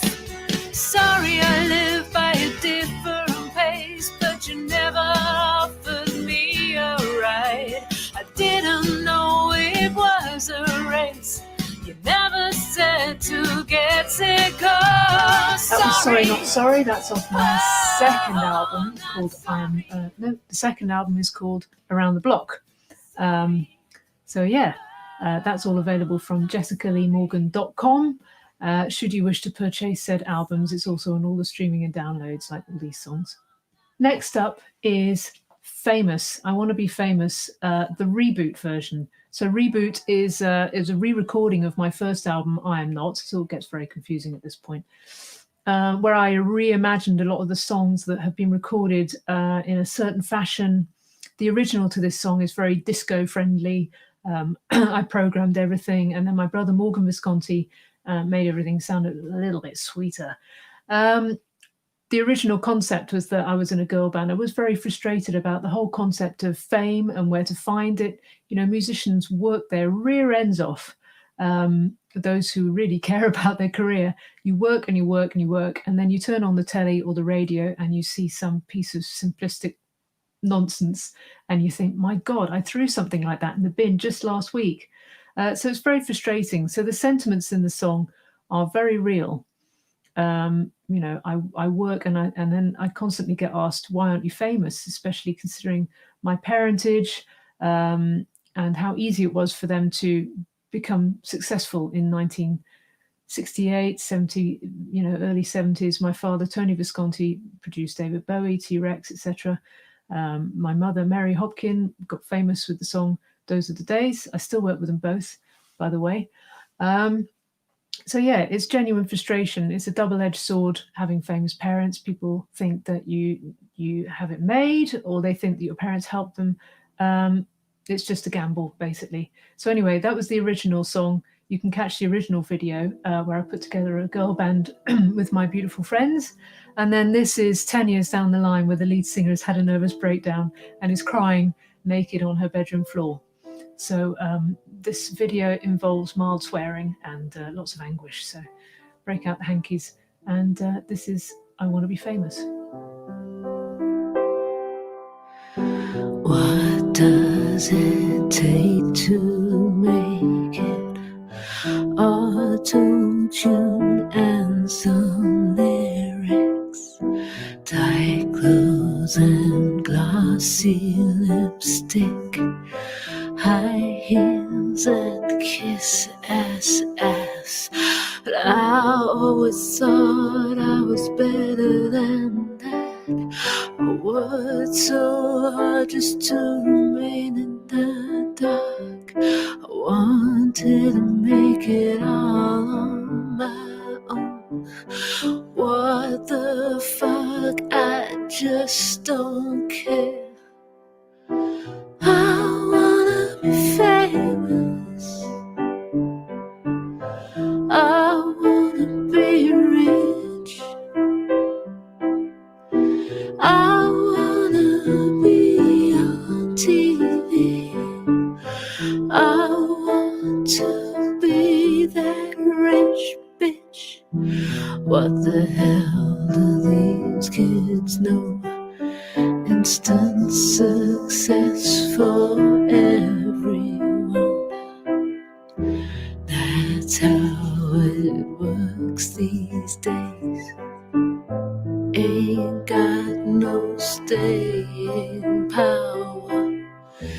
Eco tracks all recycled. All the best stuff's been written. Must find another gimmick. It's all girls kissing girls. I wanna be famous. I wanna be rich. I wanna be on TV. I want to be that rich bitch. I wanna be famous. I wanna be rich. I wanna be on TV. I want to be that rich bitch. Don't let it show.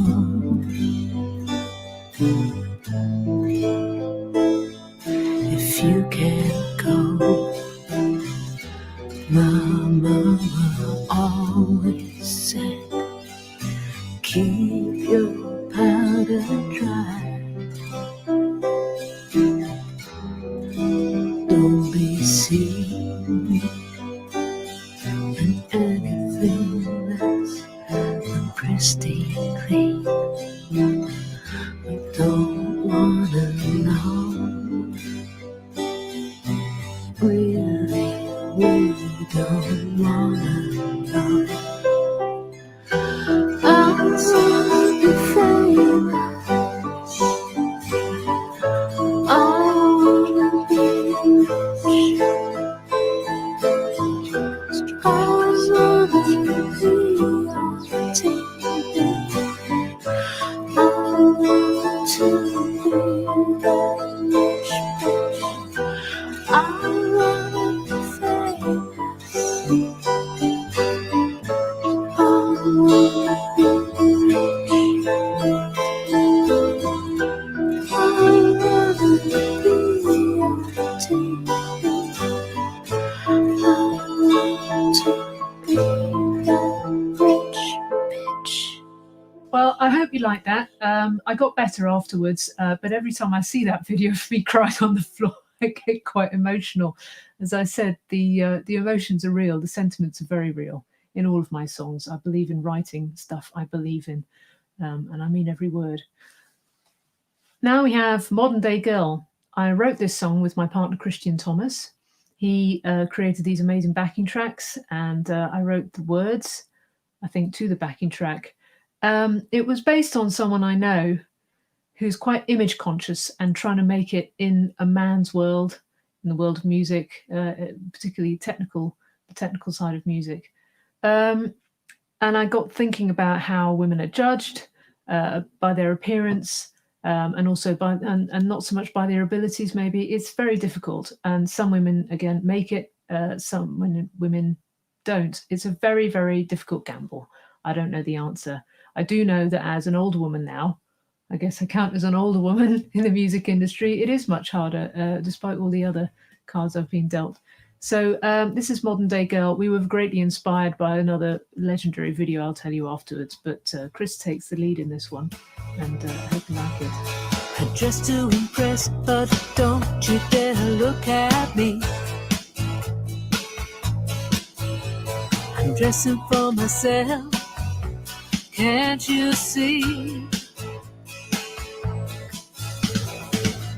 But still you must take me seriously. My ability first, my integrity. I'm just a modern day girl, working in a man's world. Always find something not to like. I'll always find a fight to fight.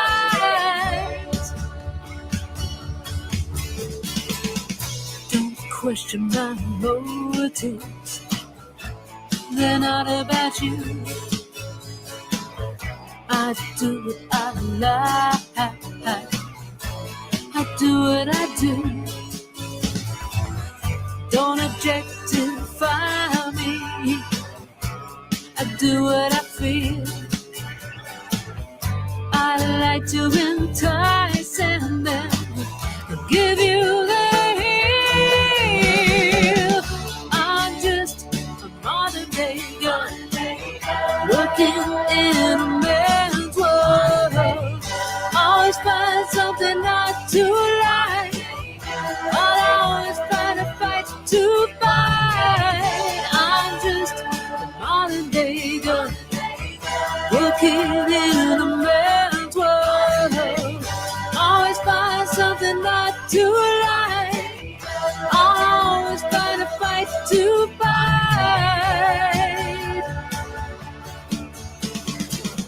You must love my mind. Keep your eyes off the prize. Don't compliment me. Tell me no lies. Oh, oh, oh, oh, oh. I'm just a modern day girl, working in a man's world. Always find something not to like. I always find a fight to fight.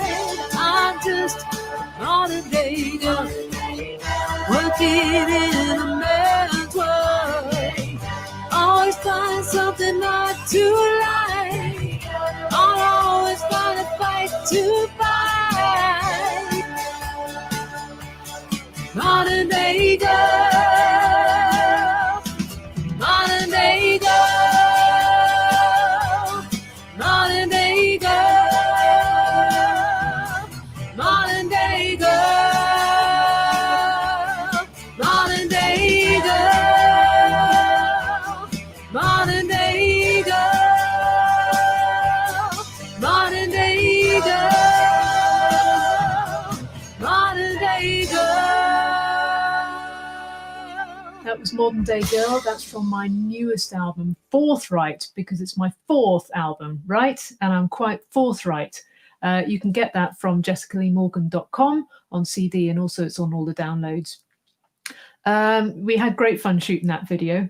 As you can tell, we were greatly inspired by You Can Call Me Al, Paul Simon, with Chevy Chase taking the lead, and me trying to get my makeup on. And I look terrible because I'm actually doing my makeup in the monitor of this very camera. So it's like doing your makeup in a 2-inch screen. So when I look at Chris at the end, his reaction is very real. Today I did my makeup in a better mirror. I hope it looks a bit better than that. Next up, we have When Did It All Begin? Another collaboration with Christian. He wrote the backing track and all the arrangements, and I wrote the melody and the words.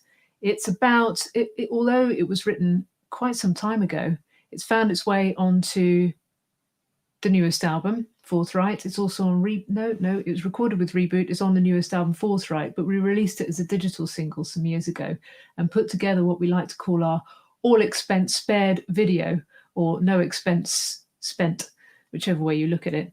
Again, it sounds fun. It's got some dated social media constructs in there, but again, it's very real. And I've heard people say since that they're actually suffering social anxiety through their use of social media. I know that's an extremely real thing. So we need to watch out. But on the other hand, I don't know where we'd be without it, particularly this festival where we're united around the world. So anyway, enjoy. Gotta check my email, Facebook, Twitter, Hotmail, MySpace, Hello, linking in, logging out, reuniting friends. Got my iPhone, MacBook, Android, touch it, check it, text me, tweet me, Skype me, see me, call me for a limited time. In the morning, first thing I do is see who loves me by the number of messages. If I don't check, I might miss out on an offer of money or an invitation to a date.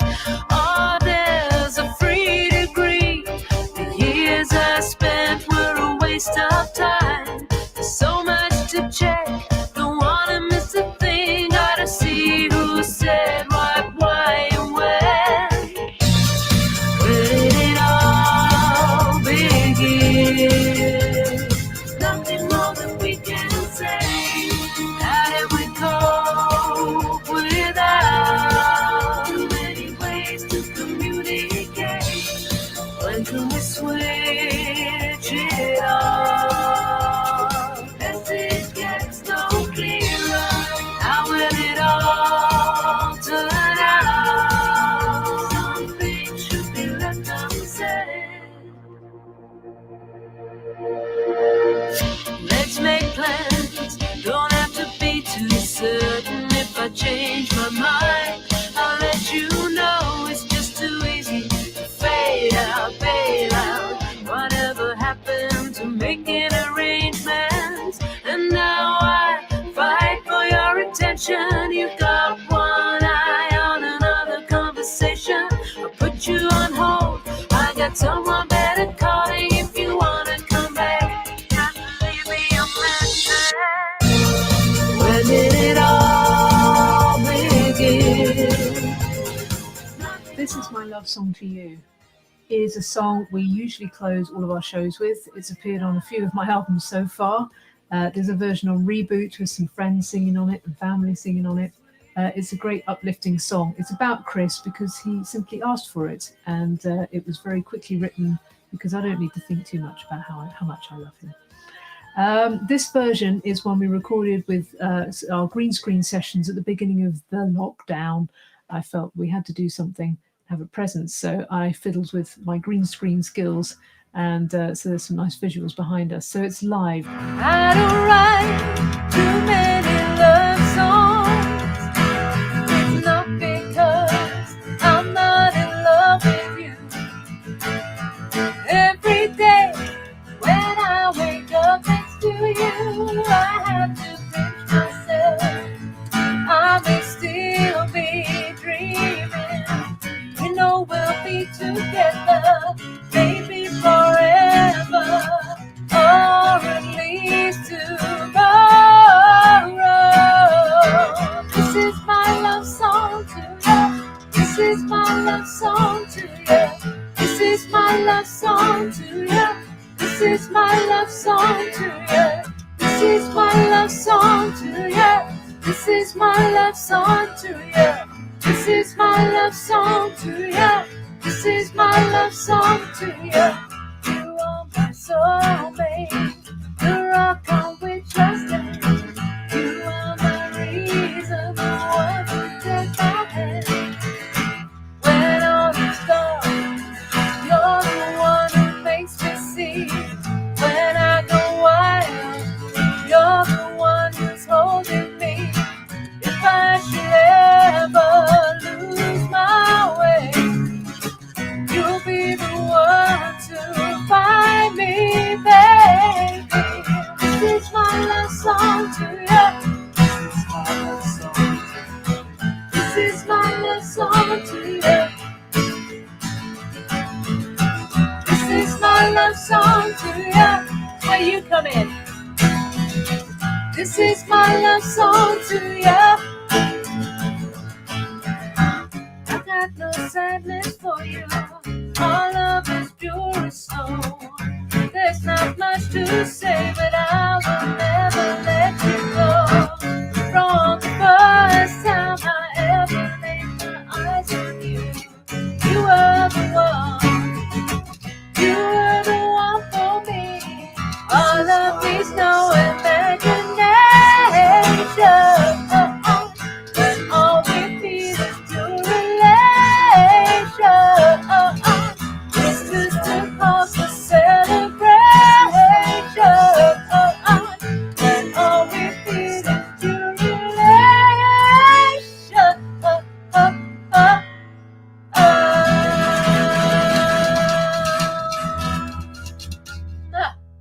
Well, that's all for me at the moment. My name is Jessica Lee Morgan. I have thoroughly enjoyed being a part of Citizen Fest. I think it's absolutely splendid that there are organisations working together and working around the world.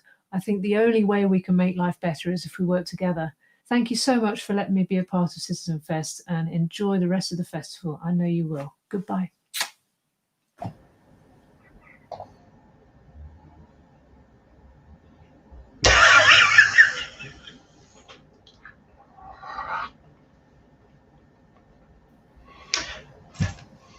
Heard So there you're was a not gonna- festival. Heard there was a festival. You're not going to get dressed up then, Fran. No, listen. I got no choice. I thought there was a festival around here, and I thought my grandchildren had heard I was going to a festival and got me these. Oliver and Do you know- Sophie. They were also wondering why. I hadn't waved at them when they were waving at the telly in their house, because I'm on the telly and they're waving like that. Nana Fran's not waving back at me. So Oliver and Sophie, Nana Fran's waving back. There you are. Sorry. That was just amazing. Weren't you? Brilliant. Absolutely brilliant. Oh, now you want to discuss. Now you want to discuss our fantastic talent, serious musicians, serious performance, serious message, and you're there having what John calls serious fun. I don't know. People make all this effort, and She was brilliant, wasn't she? yeah, she is. She's the real thing. Aye, absolutely. So it'd be great. I mean, once we come back, I mean, we've done a real festival, as they say, last year. We've done this virtual one, and maybe next year, 2021, because I think that's when it is. Maybe we can make all the worlds collide and use some of these videos and try and get some of the acts back. And it'd be great to have, you know, on a grand scheme, try and get everybody that's worked with us and try and reunite both festivals or unite both festivals. But yeah, Jessica's a real talent. So like all our musicians are, as they say. Aye, yeah, absolutely. That social media song is just so spot on right now as well. Oh, absolutely. Yeah, I think that might be a single right there. But Yeah, brilliant. who am I to influence someone's career? Well, I can't even it's influence my very, one. Very, very good. So no, it was brilliant. She took all that time, and just all the I suppose when somebody like Jessica speaks like that all the way through, you get such a sense of who she is as a person, what she believes in, her personality as well. So it just adds that, doesn't it? It's just brilliant. The whole Yeah. sense of who she is as a human being in that half hour, which is amazing. So, Yep. Well, there's loads of musicians that are going to say the right thing, and loads of people that are going to say the right thing. But when you get people that actually live their message, that's why we've attracted some really brilliant content and some fantastic people to our little modest / fantastic festival. So yeah, cheers, Jess. Thank you so much for the messages, and thank you for your performance. And hopefully we will see you next year in Glasgow. That'd be fantastic. But back to the programme, as they say. Who have we got next, Mrs. Fran? What's happening? Well, I'm sitting with my colourful, what do you call that? Horrendous garlands. You know they're so garlands. That's it, a garland. They're so light. Lovely garland. I actually heard them. Trying to be serious when I've got it on. So the next film that we're going to see is from it's from Bill Scott, and Bill Scott is the chair of the Poverty and Inequality Commission for Scotland, and his talk is about economic and social renewal. So this is a group of people who have been brought into being really to hold the government to account, to try and influence child poverty in our country and improve it. I mean, it's ridiculous that we should even have any child poverty in our country, but we do. And they've only been around since 2017, so that says something, doesn't it, that we've actually needed to bring this group into being now. So anyway, he's going to tell us all about what they do and how they do it, and we're just going to go straight over to that, I think, now. Are we ready? I am. Me too.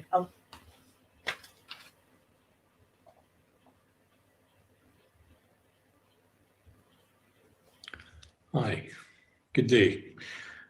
My name's Bill Scott. I'm the chair of the Poverty and Inequality Commission for Scotland, and I'd like to thank the organisers of the We're One conference for the invitation to speak to you all.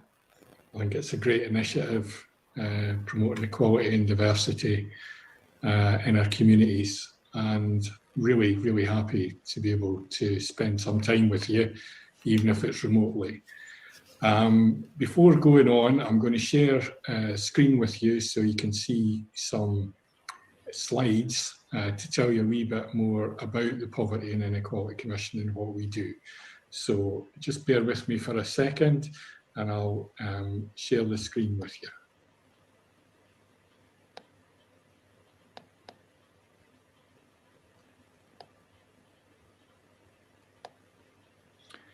Right. So, who are the Poverty Commission and what do we do? Well, the Commission was set up by the Child Poverty Scotland Act 2017. So we were set up by law, and that we've got three things that we have to do according to the Child Poverty Act. The first one is to check whether the Scottish Government is actually meeting its targets to reduce child poverty in Scotland. The second thing we do is we can provide advice to ministers in the Scottish Government on how best to reduce poverty. And the third thing we can do is we can advocate more widely in Scottish society for poverty and inequality to be reduced. So all three of those things are very, very important to us. We try and do all three fairly constantly. Once a year, though, we actually get to check on whether there's progress being made towards meeting the child poverty targets. So who are we? Well, the Commission is 9 members, and if you count well, you'll see there are only 8 in the photograph before you. That's because one of the members couldn't be there that day. That's Shona Stevens. She's the Chief Executive of Queen's Cross Housing Association in Glasgow. But the other people there are all the other members of the Commission. And we're a mix of people with both lived experience of poverty and campaigners against poverty and researchers on poverty. And we include amongst our members a refugee, a wheelchair user and a single parent. And by no means is that the only lived experience there, but I think it's just to give you an idea of the diversity of the people that are involved in the Commission, and that we're not all just people that are paid to think about poverty. There are people there with real lived experience. They've directly experienced poverty, and they bring that into the discussions in the Commission to make sure that what we are saying fits with the experience that they've had in their lives.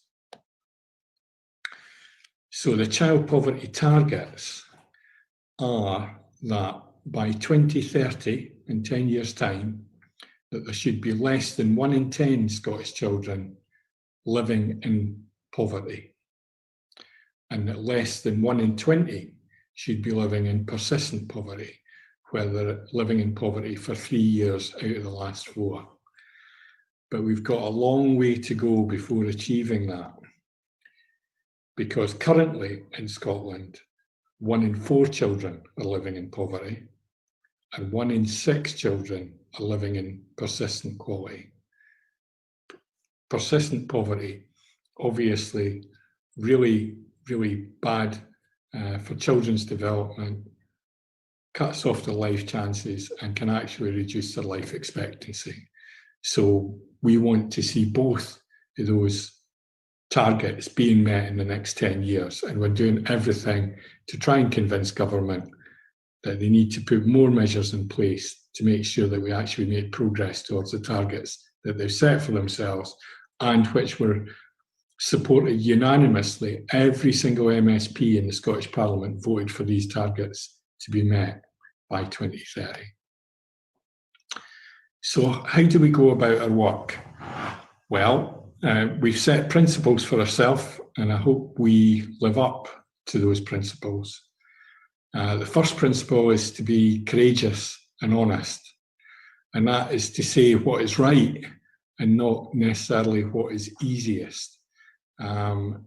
That means that we sometimes, in speaking to government, are being very frank and very honest, that they might not be doing everything they can to reduce poverty. But, you know, that's as it should be, because we want to speak up for those that don't have a lot of voice in government usually, and that's people that are living on a low income. The second thing is that we want to be listening and accessible.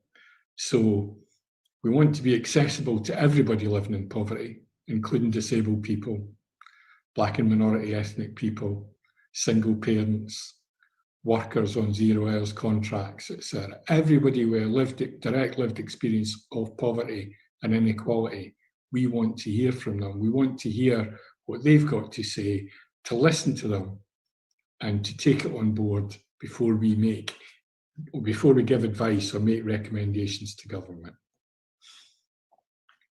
This is a really important thing as well. We want to treat everybody with dignity and respect, but not just us who wants to see to be treating people with dignity and respect. We want to see all a society treating everybody that lives in society with dignity and respect, because again, we know that the stigma that's there with poverty can mean that, you know, people aren't listened to, that they're not treated with respect, and that their opinions are dismissed, when actually they are the real experts about their own lives. And we want to be vocal and amplify the voices of those who are too seldom heard. And again, that includes yourselves and many others in society who live on a low income. It's often the voices of the powerful and the well-off that are heard loudest.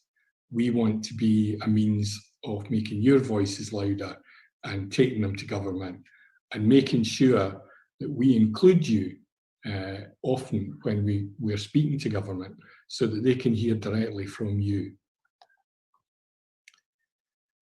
And the final principle is one that you might be very familiar with in terms of social care, but this is about how we want to go about our work. We want to be person-centred, and that is to keep people and their lives and their potential in their lives and their individuality at the centre of everything we do. And that means really, really thinking about what poverty means to the individuals that it affects, because it affects people differently. It doesn't affect everybody in the same way. Some people, it affects their physical health, their mental health, it affects their ability to put food on the table for their children, etc.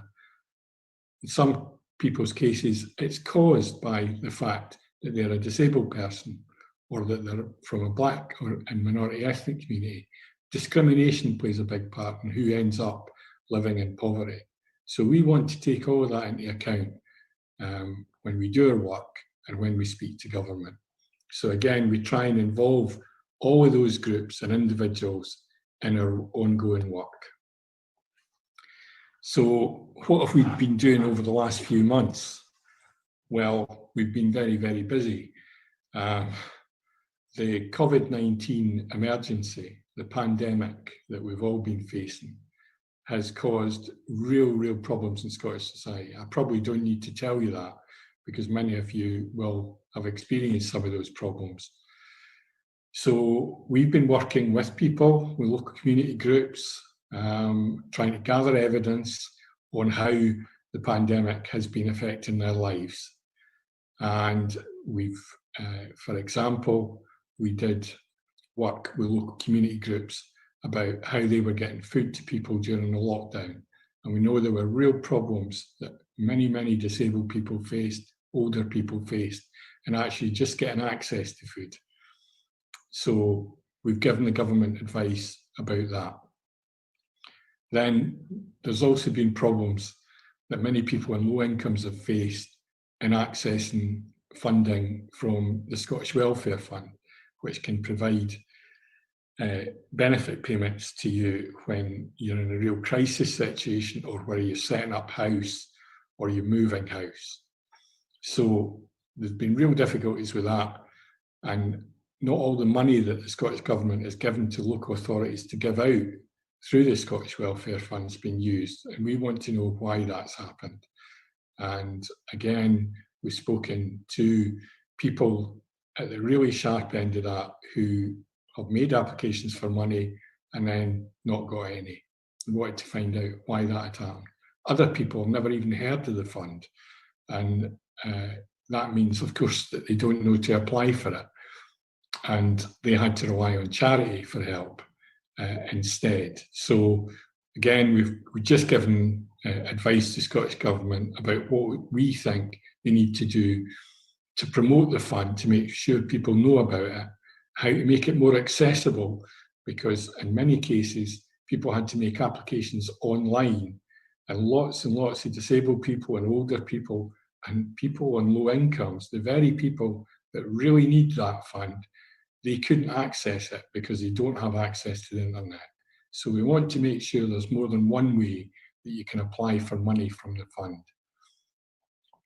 And just a week ago, for myself, that is a wee bit longer when you're hearing this, I and the Children's Commissioner sent a joint letter to the Cabinet Secretary for Communities asking that they provide more money to families with children in the next few months. We know that the Scottish Child Payment is going to be introduced and start making payments in February of next year, but that's 6 months away, very nearly. And in that time, there's a lot of children who could be going hungry because their parents don't have enough money to live on.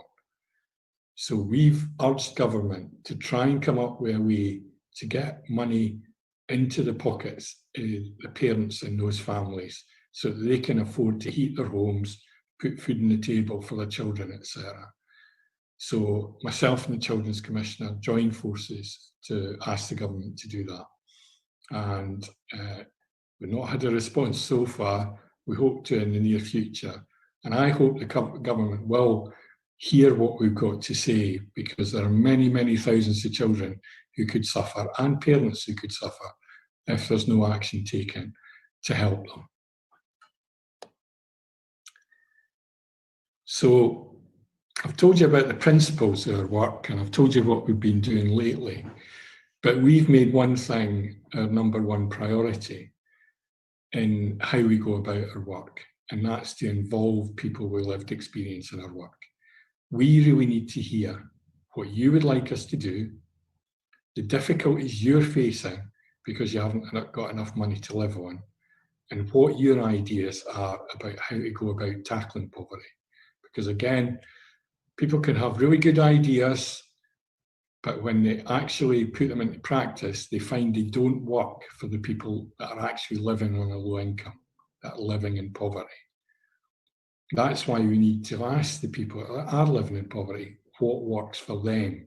Because as I said before, you're the real experts in your own lives. So there will be opportunities coming up over the next few months for people outside the Commission, not members of the Commission itself, to get involved in our work. And we'll pass on those details to the conference organisers once we've got them ourselves. Because we want to set up a group of people with lived experience of poverty who can advise us on what works and what doesn't work for them about the difficulties that they're having at the current time because of the pandemic and before the pandemic. Difficulties people might have in finding a job, difficulties people might have in just getting the support that they need to have an ordinary life. So we want you to get involved in our work and we want to hear from you. So look out for those details that we pass on to the conference organisers. And if you want to be involved, we really want to hear from you. Come forward, volunteer to be a part of that group. Wouldn't be too large, probably only about 30 or 40 people will be involved. But the more people that come forward, hopefully the more representative we can make that group to the people that live in Scotland on a low income. And we know that that includes some of you who are going to be attending this conference online. So we really do want to hear from you.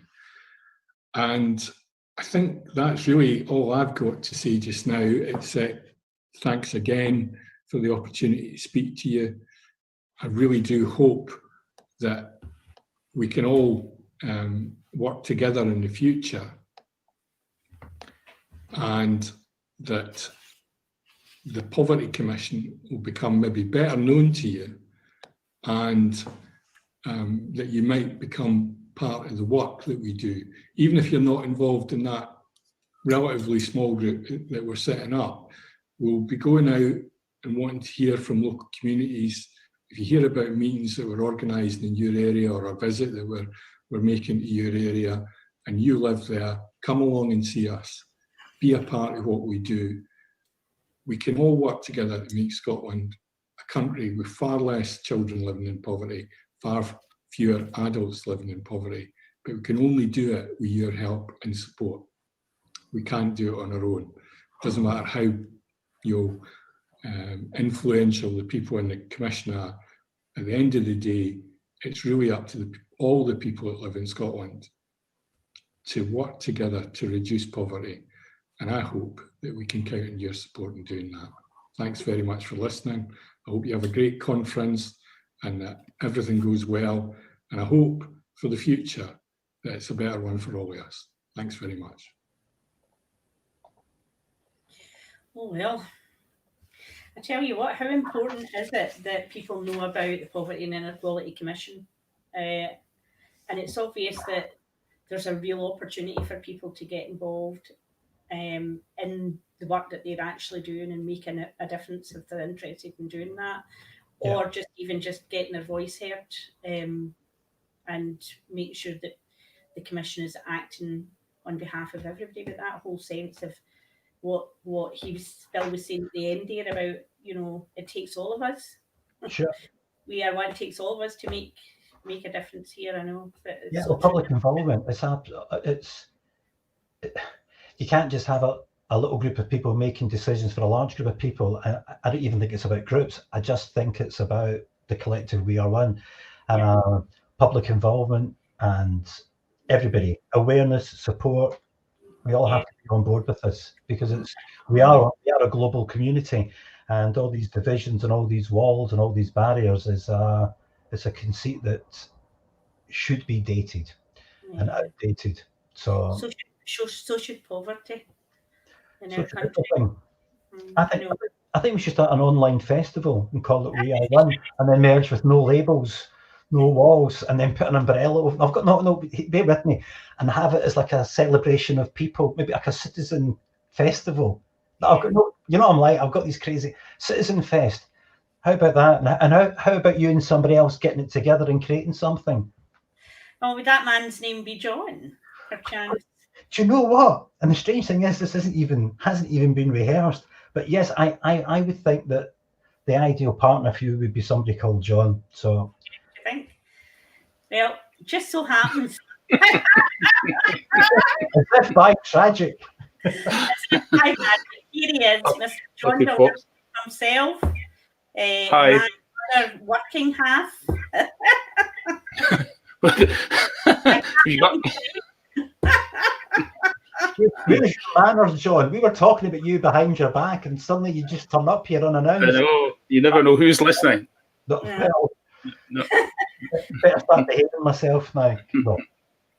So we asked John to join us, actually, we did, because I thought it would be a great opportunity to have a few minutes really to, I suppose, just hear what your highlights have been and for us to thank people for everything they've done as well. But so, John, what Well, have you done I think it's festival?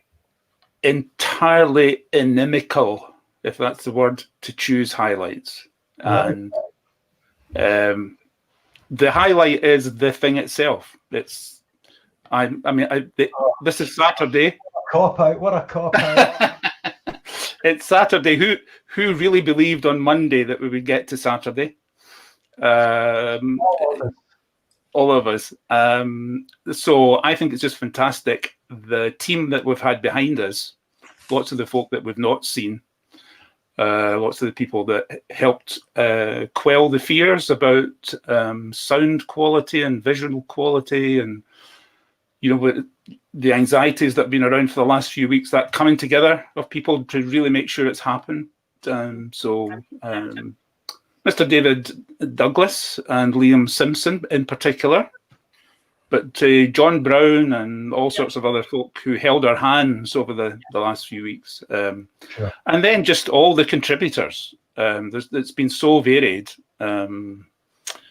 And I think we've managed to touch on a wide range of issues, but we've managed to keep coming back to the core values about the things that affect everybody in this whole social justice thing, as we have the words up behind us there. So, but it's been, I think we've made new partnerships, new friendships. We've had some amazing numbers of reaches on YouTube in the thousands, and the Finnish people have had that as well. So we've got a really, really strong platform to build on from here. A real opportunity, haven't we, for next year? And yeah, whatever that looks like, whatever it'll look like, who knows? We don't quite- But I've already started having ideas of what we can do next year. That's how it starts, isn't it? Steady. Yeah, I've always got an idea about your idea, Fran. and then John just sits there and says, this ambitious 2-day programme that frightens people. Well, now we've got a 6-day programme that Gary's got painting over. So by the time you and I finish, John's going to be programming 26 days. Yep. And so many partners and people involved. And I think we've got this, just to remind people that we're going on right through into the night tonight as well with Stay Up Late. Yeah. Different hosts. Keith and Michael. Michael taking over for that, but lots of different entertainment bands playing right through into the night. So that festival party. I know. Might have room for classes later, no? It's slightly regrettable the weather's so good today. Otherwise, we might have had more folk cooped up in the house. But we'll have to fix that the next time, I think. Yeah, we can just repeat this every single day for the next so many years. sure people are educated, they're entertained, they're informed, they're engaged.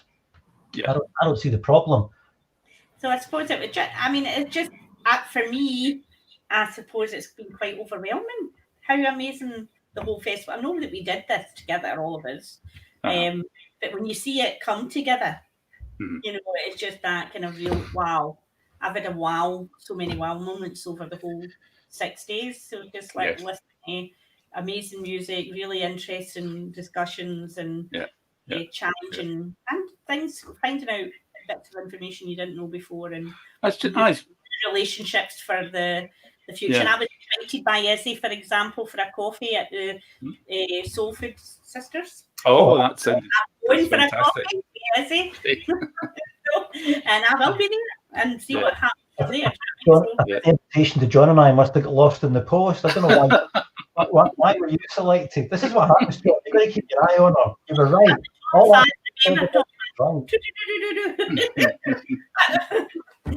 she said, "Come and have a coffee. It's on me." And I said, "Great, I'm coming." So that's those kind of relationships, I think, and finding out what's next.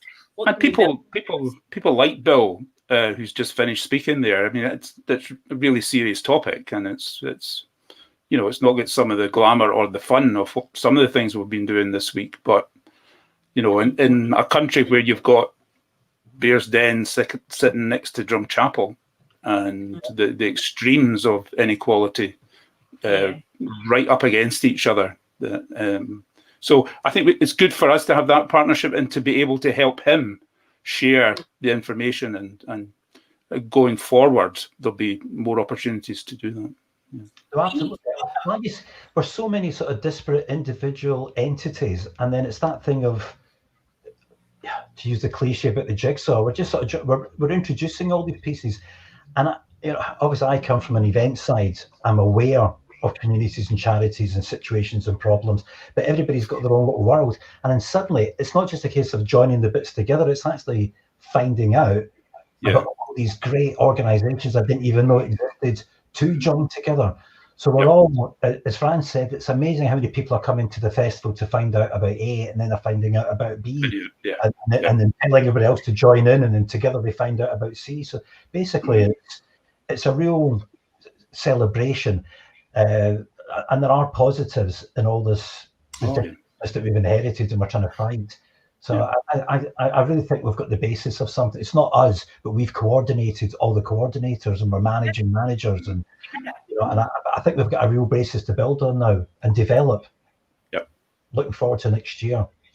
And just thank every single person who's been involved, and every single person who's came along as well and watched. You know, and just joined us and made it worth us putting all this on, because it's you know, without somebody coming along and having a look, it's not really.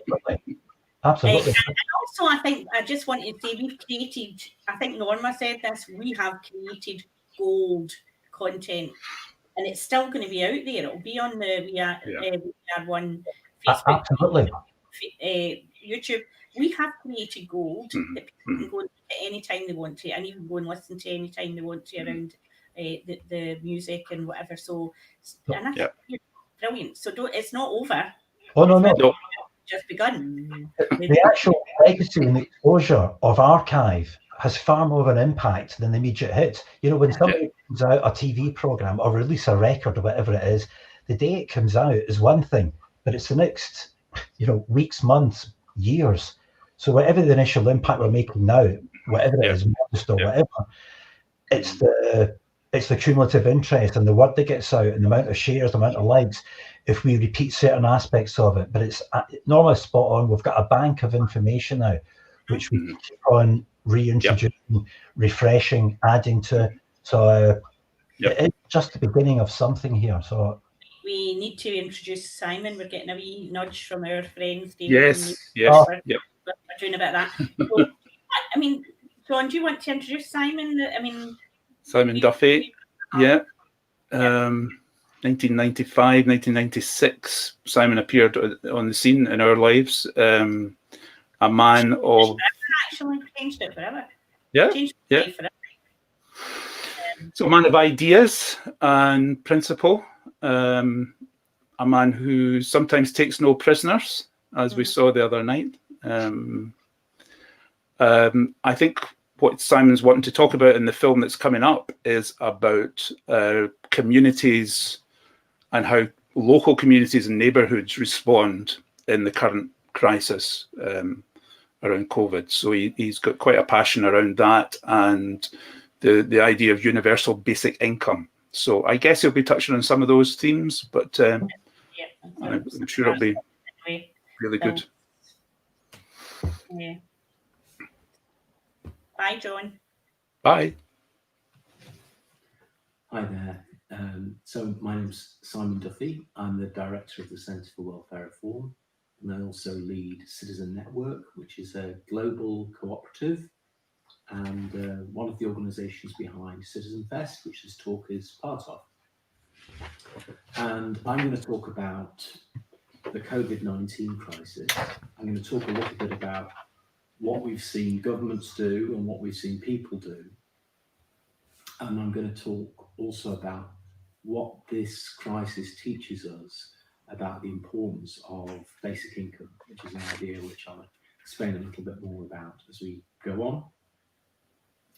But I'm mindful that not everybody watching this film will be coming from the United Kingdom. So some of my stories and examples are definitely based in the United Kingdom. Many countries have responded to COVID better than the United Kingdom. In fact, I think there are very few countries that have done as poorly as the United Kingdom in responding to the COVID-19 crisis. So hopefully in your country, things may be better than this, but I think it's very revealing. And I think the lessons do go wider than the United Kingdom. In the early days of the crisis, from a UK perspective, what was clear was that there was just some sense of denial that this contagious, infectious and dangerous virus was coming our way. The idea that this virus was in China and that things were going on in China, and that all looked very concerning, but it was certainly perceived as a Chinese problem, a Chinese virus, if you like. A little bit later, when the cases of COVID-19 seemed to radically increase in Italy and the medical system in Italy started to come under extreme pressure, there was a little bit more awareness, but even then, for weeks and weeks, politicians were still treating this as a problem that was somewhere else. And I guess that's natural enough. But again, it shows you how in a world which is so interconnected and which is where diseases can spread as they always have through history, but we can discover that diseases are spreading and we can share information very quickly and we can cooperate internationally. I guess the lesson is that we haven't woken up to how effective we could be if we really got our act together. Clearly, Korea, China, Japan, countries that had previously experienced the SARS virus, which was very similar, were better equipped. So they knew what to do and they were much better at controlling the infections. Countries like the United Kingdom have actually made savings in public health and in the health service and stripped away some of the provisions that would have allowed us to respond more quickly. So yes, we were not well prepared. What was slightly more worrying was that in some of the early responses by government, you almost got a sense that they didn't really mind if people died from the virus. Clearly the virus is much more dangerous for older people. There was, in the right-wing newspaper in the United Kingdom, which is called the Daily Telegraph, one journalist wrote merrily that, well, the virus might help us with our social care problem. In other words, older people dying will reduce costs and that will somehow be better. And very quickly in the discussion, you realize that for political leaders, money, the economy, what they consider to be the economy, what they consider to be valuable, is much more at the forefront of their thinking than human lives.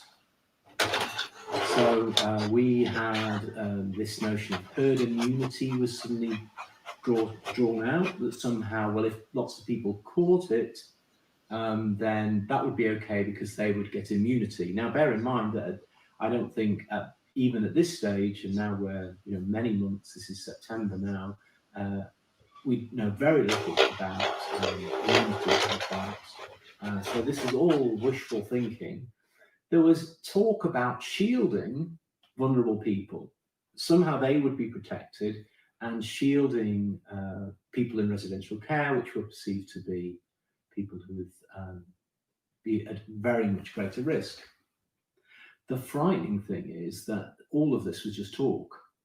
In the very early days when the government did start to panic, one of the first things they do was instruct hospitals to discharge patients willy-nilly into residential care. So many of these patients would have been infected with COVID-19, and we've seen thousands of people die in residential care services because, for all the talk of shielding, actually the government was, if you like, injecting the virus transmitted by people into the residential care sector. So this has been another very depressing side of the response to COVID-19 in the United Kingdom.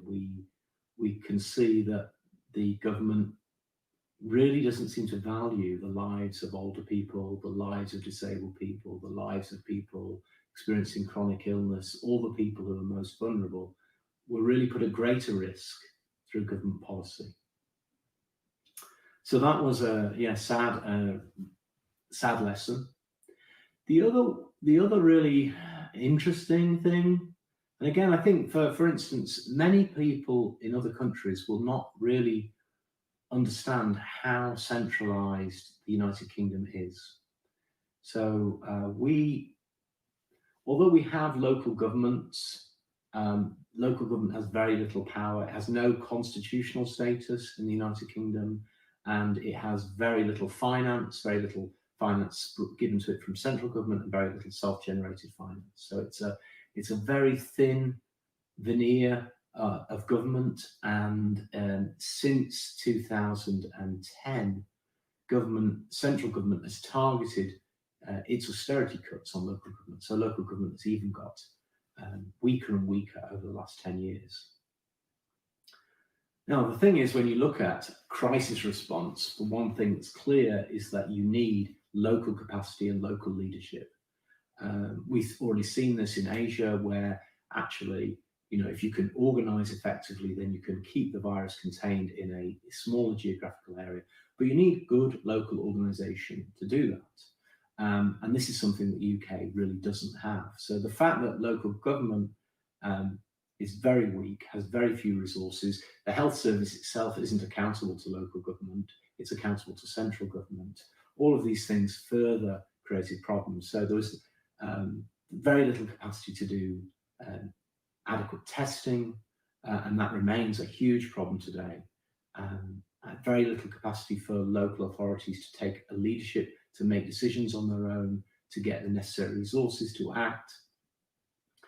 Instead, you had central government behaving like it was going to be the solution to this problem. And again, this is the reverse of what you want in response to a major pandemic. You want local power, local authority, local decision-making, quick action. Instead, we got centralized power, slow responses, confusion, bureaucracy, and then very worryingly, a lot of corruption started to creep in. So as the government wanted to do things quickly, panicked, it started to, government ministers start talking to their friends say, oh, well, we could do testing, we could provide you with equipment, we can, and suddenly millions of pounds starts going on to being transferred to private businesses with no capacity to really respond appropriately to the problems.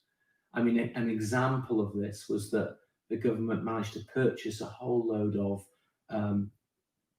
protective equipment, shields, all of the gloves from Turkey, from a t-shirt manufacturer who had no experience. Eventually, when these supplies were talked about in the news media as coming, and this is meant to be good news, when they finally arrived, they weren't fit for purpose. So this is what you get with incompetent bureaucracy making decisions, politicians in a hurry making decisions they're not competent to make. The people who know about protective equipment in the health service and local government don't have the power, don't have the authority, don't have the resources. And so the response is being driven by the wrong people. So this is, this has been a repeated pattern, and there's been no real change so far in the United Kingdom. So lots and lots of problems. So COVID-19 in a way has really shone a sharp light on the kind of structural incompetence of the United Kingdom. And I think, like, the United States has not done terribly well. The President of the United States, Donald Trump, has been clearly incompetent and out of his depth with response to COVID, has underplayed the seriousness of the problem. But the United States has states, and those states have authority, and a lot of the good practice comes because states and counties can act. And similarly, Germany and Iceland and everywhere really in the world has better central local government relationships and greater clarity and more local services that it can call on. It's clearly very important that central government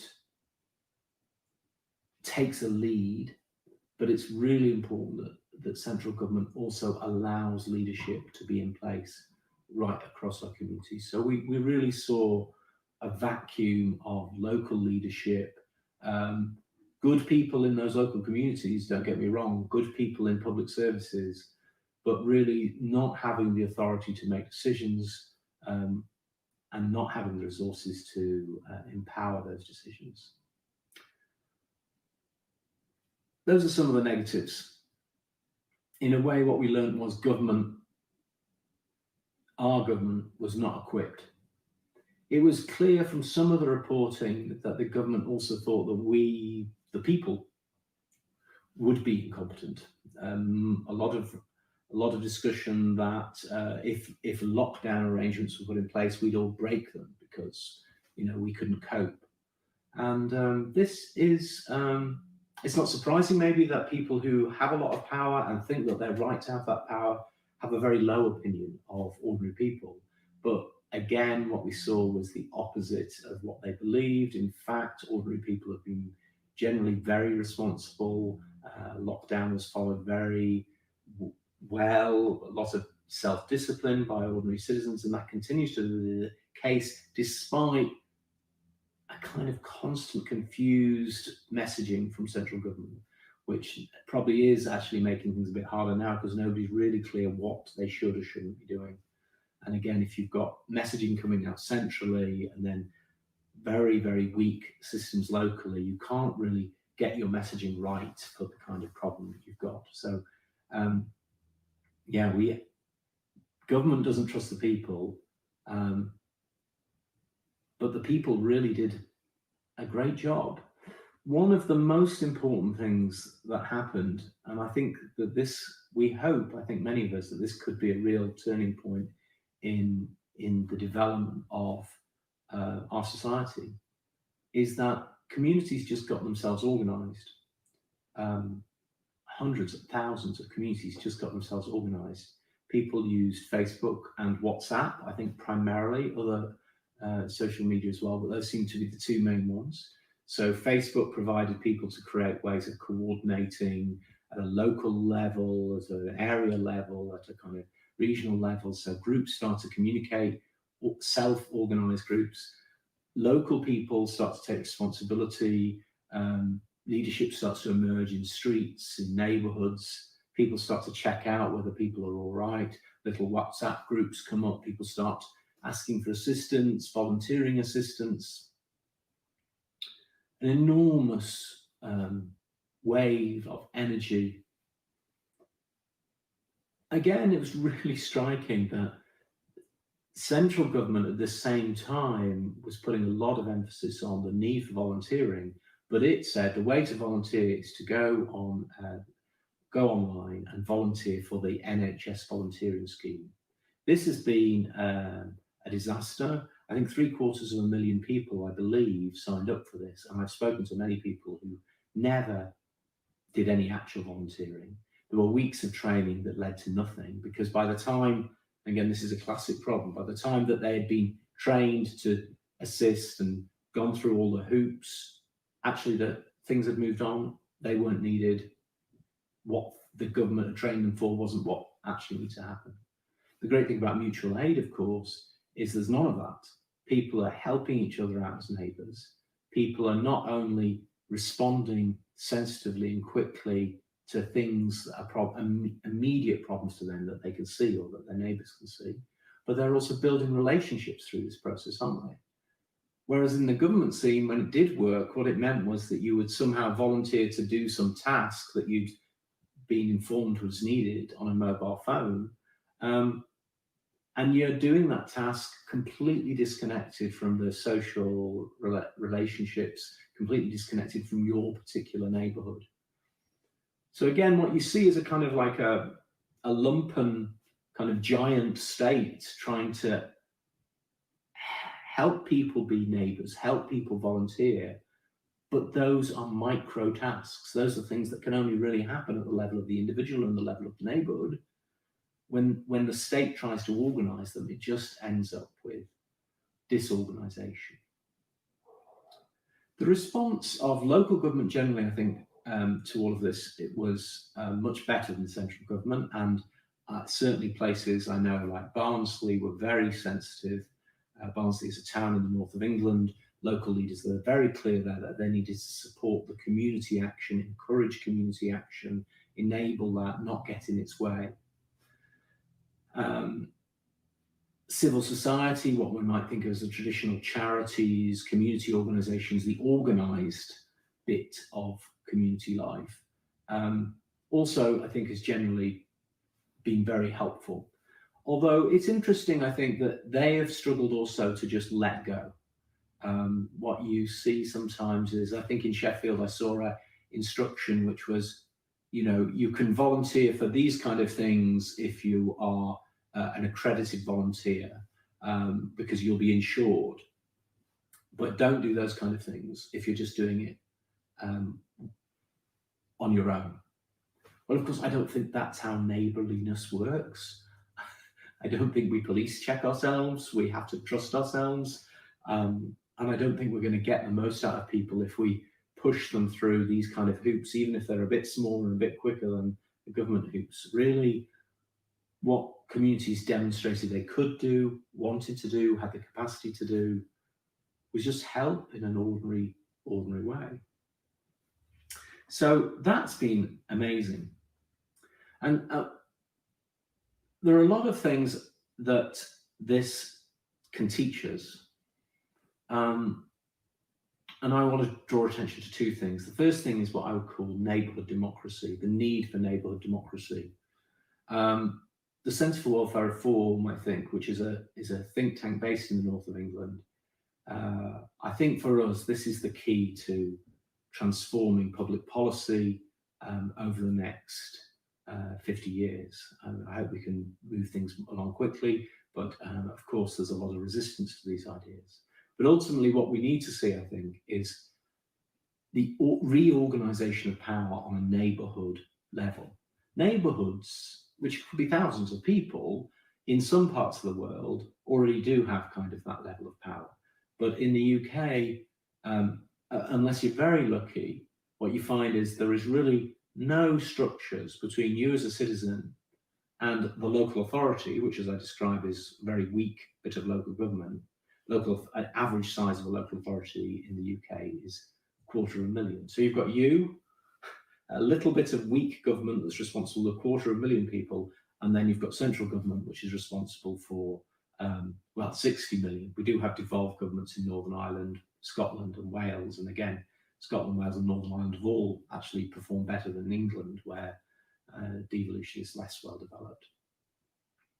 So I think we need to see a significant shift in power and thinking to a neighbourhood level, and really democracy at a neighbourhood level. I think it's a really interesting question to ask. Why do we not have the right as citizens to make decisions about what goes on in our immediate neighbourhood? In the UK, we can control next to nothing of what goes on in our communities. we are effectively disenfranchised from our communities. And I think if you think about that gap, I mean, it's really the gap between oligarchy and democracy. It's really the gap between living in a society where power is really in the hands of a small number of people. You might be able to vote for them every few years, choose your preferred powerful person, but really that's the kind of politics we have. Or something which is actually closer to real democracy, where people sit together, talk together, decide together, vote on things that they need to vote on, cooperate together. Really, that's what we need in the 21st century, I think, real democracy. And that has to be fundamentally a kind of neighborhood democracy. Of course, it's more layered than that. We live in a complex world, and we need to have constitutional systems nationally and internationally as a kind of bedrock. We need human rights, and we need systems to support those human rights.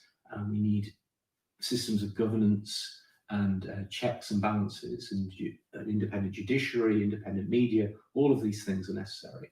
And in the UK, we're very weak on all of those things. So there's a lot of work to do at that level.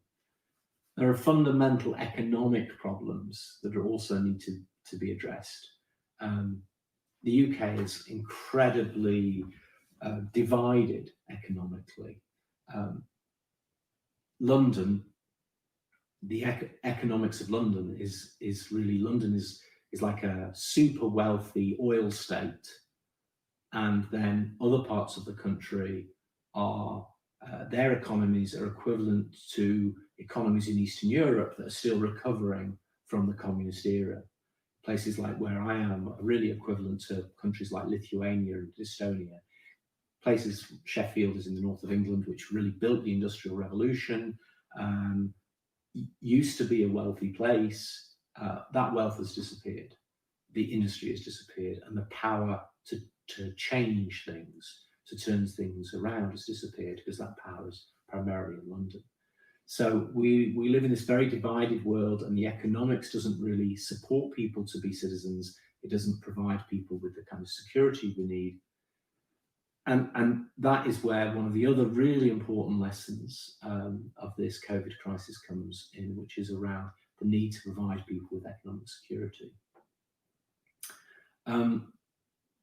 Interestingly, my city, Sheffield, was also the first place where we set up, and I was one of the co-founders, but some other folk that really led this, called UBI Lab Sheffield. So that's Universal Basic Income Lab Sheffield, and we were working to try and get the city to support the idea of making sure that everybody had a basic income. Basic income really means everybody gets some money, unconditionally. It's your money, enough to live on, and then you pay taxes as you earn more money, but you're guaranteed that money. You don't have to jump through any hoops. It's your money.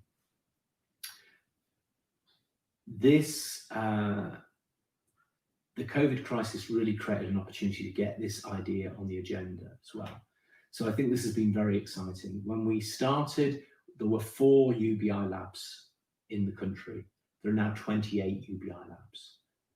Why are people getting excited about this? I mean, I think there are 3 things. Basic income is an idea whose time has come. We call it in the UK, some of us call it, it's this generation's National Health Service. The National Health Service was an achievement of the 1940s, which happened after World War II. It was very much something, you know, my granddad, as a working class man in Manchester, talked about it as a really exciting development that meant that he no longer had to fear for himself or his family. It was really kind of almost a prize that was won from the horrors of World War II. It's universal, it's guaranteed, it's high quality. Income support, what we need to eat, to live, to buy clothes, to just look after ourselves, to take care of those we love. Income security is really absent, and it's heavily means tested, very punitive. Poverty is growing, inequality is growing. And moreover, the whole economy has become more and more fragile. So this idea is an important idea. It's an idea that many of us are excited about. Many people have been talking about it for a while. Sensible welfare reform supported it over the last 10 years. But now, suddenly again, that light of COVID has shone clearly on how fragile our economy is. Again, the government's response has been very confused. Many people would describe it as generous in a way. In the end, they've thrown billions of pounds at furlough schemes. But again, what they've done is they haven't trusted people. What they've done is they've invested in businesses. So the bigger your business, the more unequal your salaries, the more money you get out of the system. If you're a small business, or you're self-employed, or you haven't made it onto any kind of salary, you get nothing. And so the people who need the money most are least likely to get it. The people who don't need the money are most likely to get it. And we're about to enter a really severe, well, we're in a severe economic crisis, although I think people are not fully aware of how bad it's going to be. I think there's a kind of still this sense of, oh, well, we just get through this and it'll be back to normal. That's not how economies work. The level of debt, the level of inequality, the level of economic fragility and poor confidence will have skyrocketed as we come through this process. And so we will find ourselves in more and more need of economic security. And so I think this is going to be another driving pressure to see that will encourage people to embrace the idea of basic income. And now we have in the UK, many political parties support the idea. So the Liberal Democrat leadership supports basic income. The Scottish National Party supports basic income. Many in the Labour Party support basic income, although the leadership is yet to say that it supports it. Only the Conservative Party is clearly against basic income. And so we're in a very interesting position politically, which was not how basic income was perceived 10 years ago.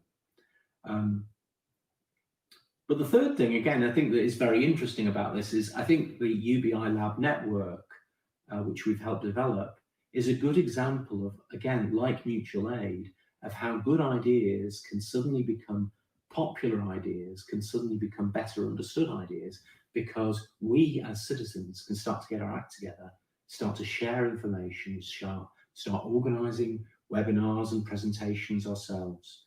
What we're seeing is leadership emerging all around the country, and by collaborating and sharing what we've learned from each other, we make the possibility of change that much faster.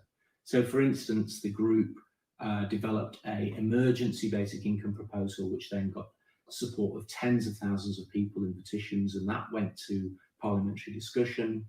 We were unsuccessful, but again, the idea was in the newspapers, it was on Parliament floor, which it hasn't been for years. We've now got councils, that's local authorities, accepting the case for basic income. The Scottish Government has made a clear commitment to testing basic income. The Welsh Government and local authorities in Northern Ireland are also very interested. So suddenly getting regional and national government leadership on the issue that we haven't had before. And where has this really come from? Well, it's driven by passionate leadership from communities. And UBI Lab Network is a partner of Citizen Network, and we're working with our friends in World Basic Income, who are also a member of Citizen Network, to try and really get this idea and this approach to driving change to spread as fast as we can. Because it may not be in the United Kingdom, which is, after all, a very right-wing government and which has still got a large majority. So these changes might not happen in the United Kingdom first. But they will change, it will happen because the world economy needs it. And the COVID crisis is underlined in the starkest terms that the old economic model doesn't work. The old political model doesn't work. Giving power to central government and sucking power out of the lives of ordinary citizens doesn't work.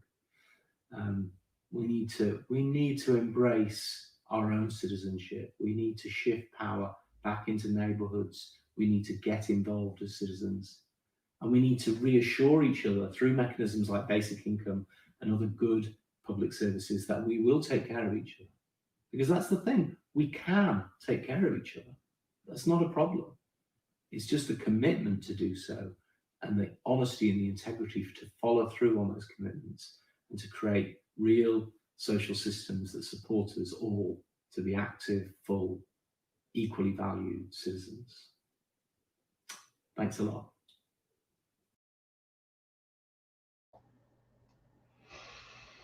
There you go. Your microphone, your microphone.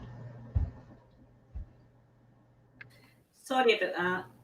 I can't believe I'm encouraging you to speak. What's wrong with me? All these, I know you left. I had just been doing that. all these petitions, and I'm just going, no, let her speak anyway. Just let her speak.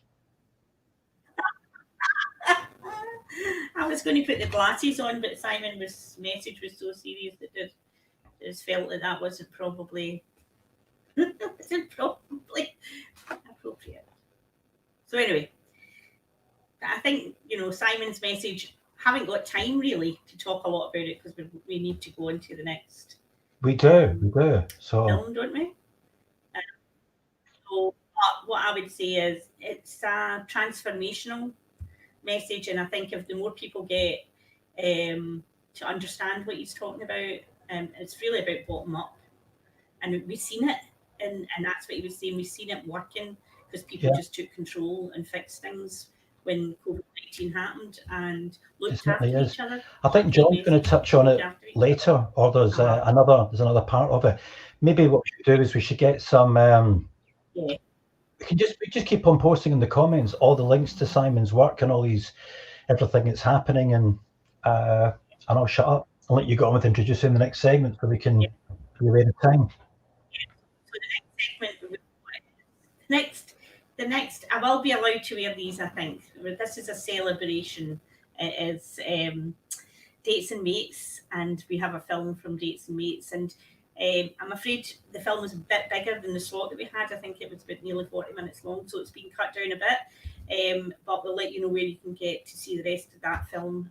Dates and Mates is a dating and relationship agency, and it has been around in Scotland now for a number of years and is growing in different places in Scotland for people with learning disabilities, autism, and really it's about people being able to get the same opportunities to meet folk, not be lonely, have relationships, have friendships, but also have sex if they want it.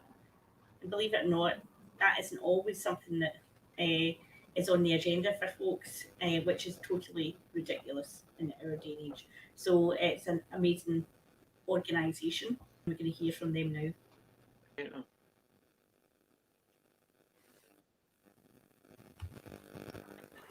Hi, everybody.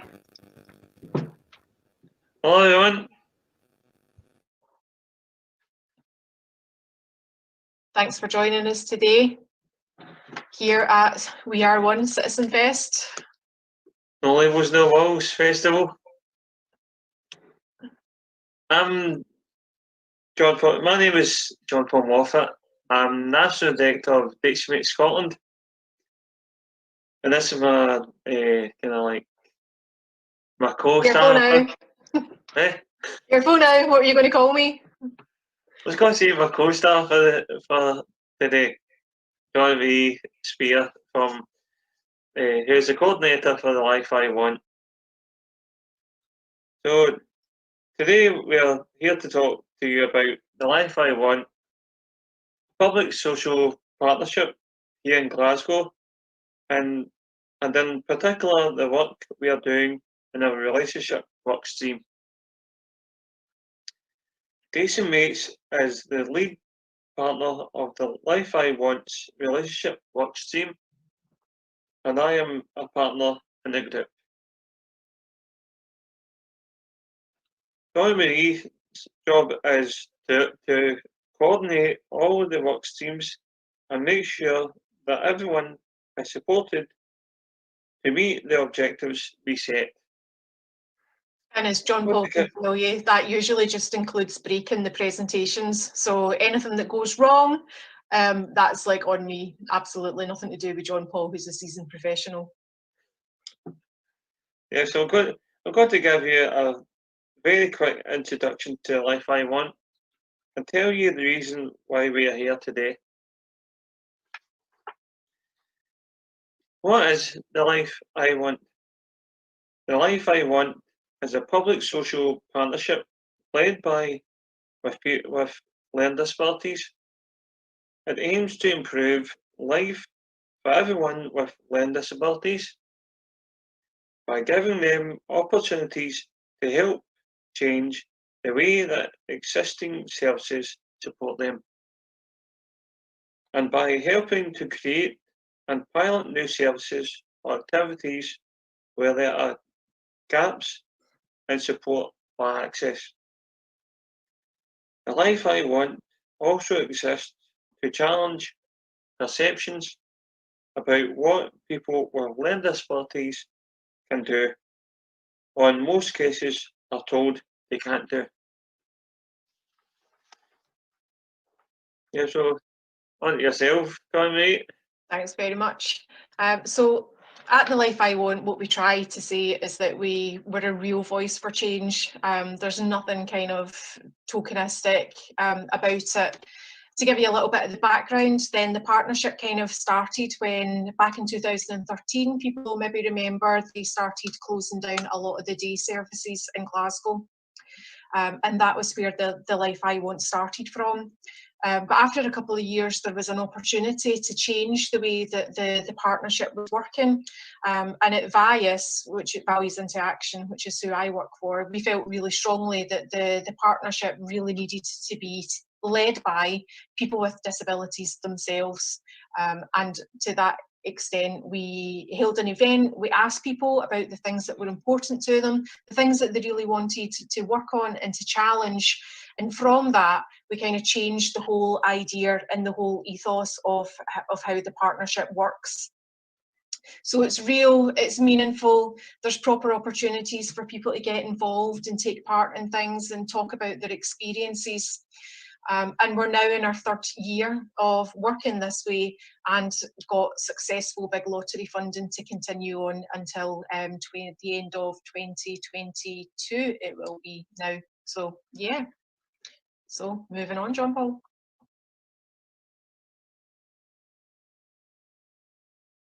Yep. It's still your slide. Oh, it's still with me. Sorry, there we go. What did I say earlier? If it all goes pear-shaped, it will be me who forgets what I'm supposed to be reading out. So what do we work on? Well, we've got 5 main themes that we work on around health and well-being, around relationships, about transitions, which is about moving on from school or college or moving on to something new at any stage in your life, really. About work, having a job, having some money, and also about housing and the importance of having your own place, where you live, and the community that you're part of.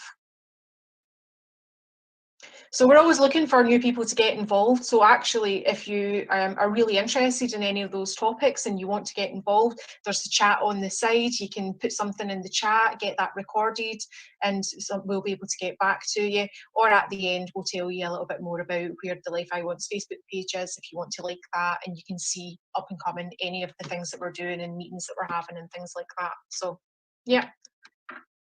Moving on to you this time for sure, John Paul. Relationship Work Team lead partner, Datesmate Scotland. As it says at the beginning, I'm the National Director of Datesmate Scotland. Datesmate is Scotland's national dating and friendship agency run by for people with learning disabilities. We have been helping people in Glasgow and the west of Scotland find a friendship, and if they're looking for long-term relationships, over well over 10 years now, because I'm one of the directors who have been here since the very beginning of Datesmate, which is just over 12 years ago. We have also had branches in Aberdeen, Renfrewshire, and a branch which launched on Valentine's Day 2019 in Falkirk. We are delighted to be the lead partner organisation in the Life I Want relationship work stream. The relationships work stream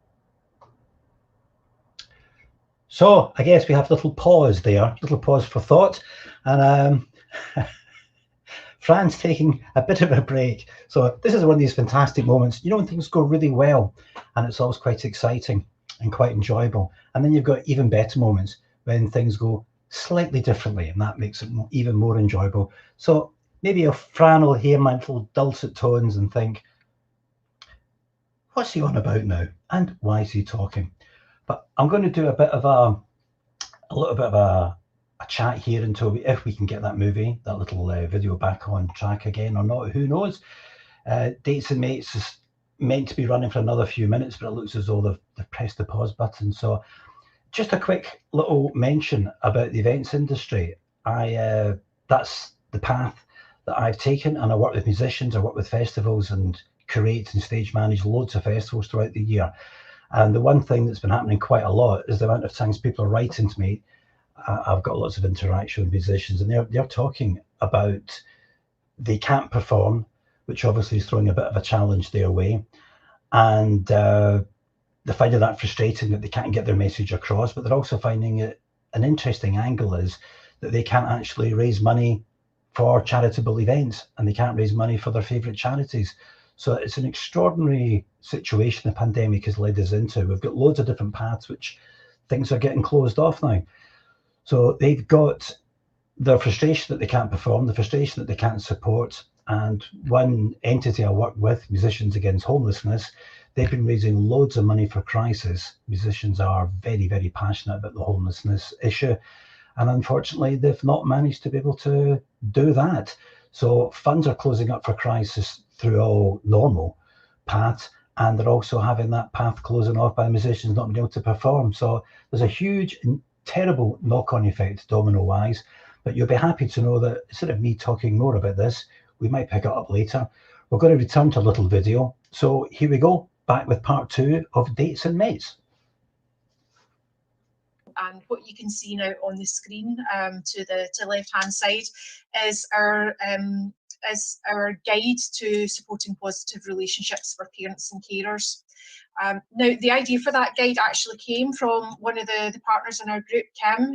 You can actually see our photograph there. And she felt really strongly that one of the most important things that needed to do was for people to be able to tell not just their parents and carers, but actually their wider support circle about the type of help and support that actually they need, to think about relationships, to think about safety, to think about what it actually means to be in a relationship.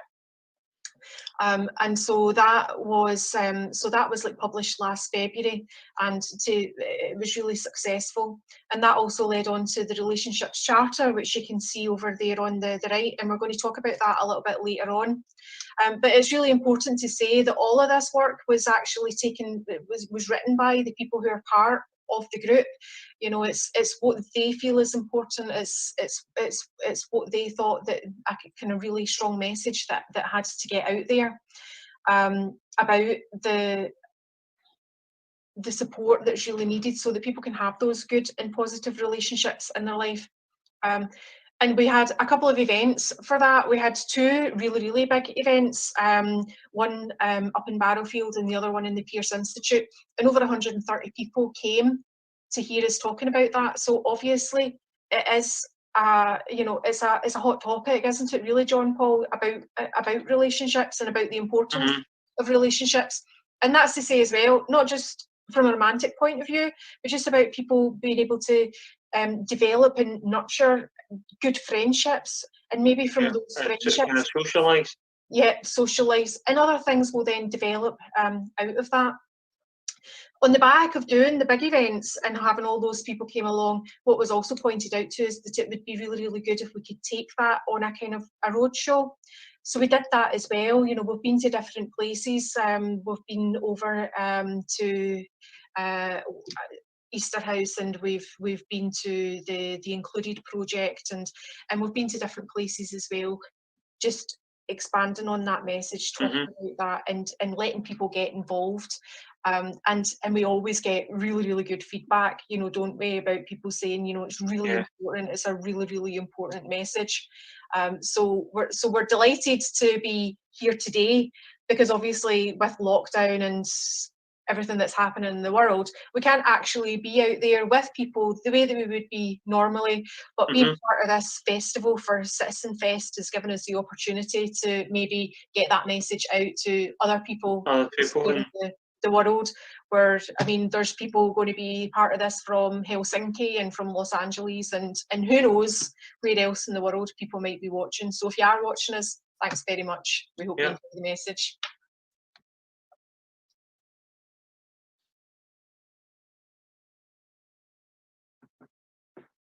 Let's see those partner experiences.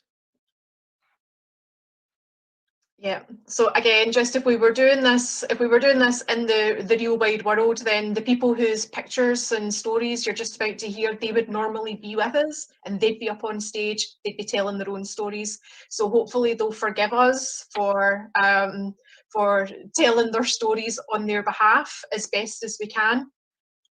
So we'll move on. This is Jordan and his girlfriend Roxanne. Jordan first met Roxanne on the Life I Want operating group 3 years ago, where they started speaking to each other. They then met again as a relationship work stream. After that, they started talking on Facebook and then agreed to meet up as friends a few times. It was in September 2017 when they first started seeing each other and then becoming a couple. They haven't looked back since.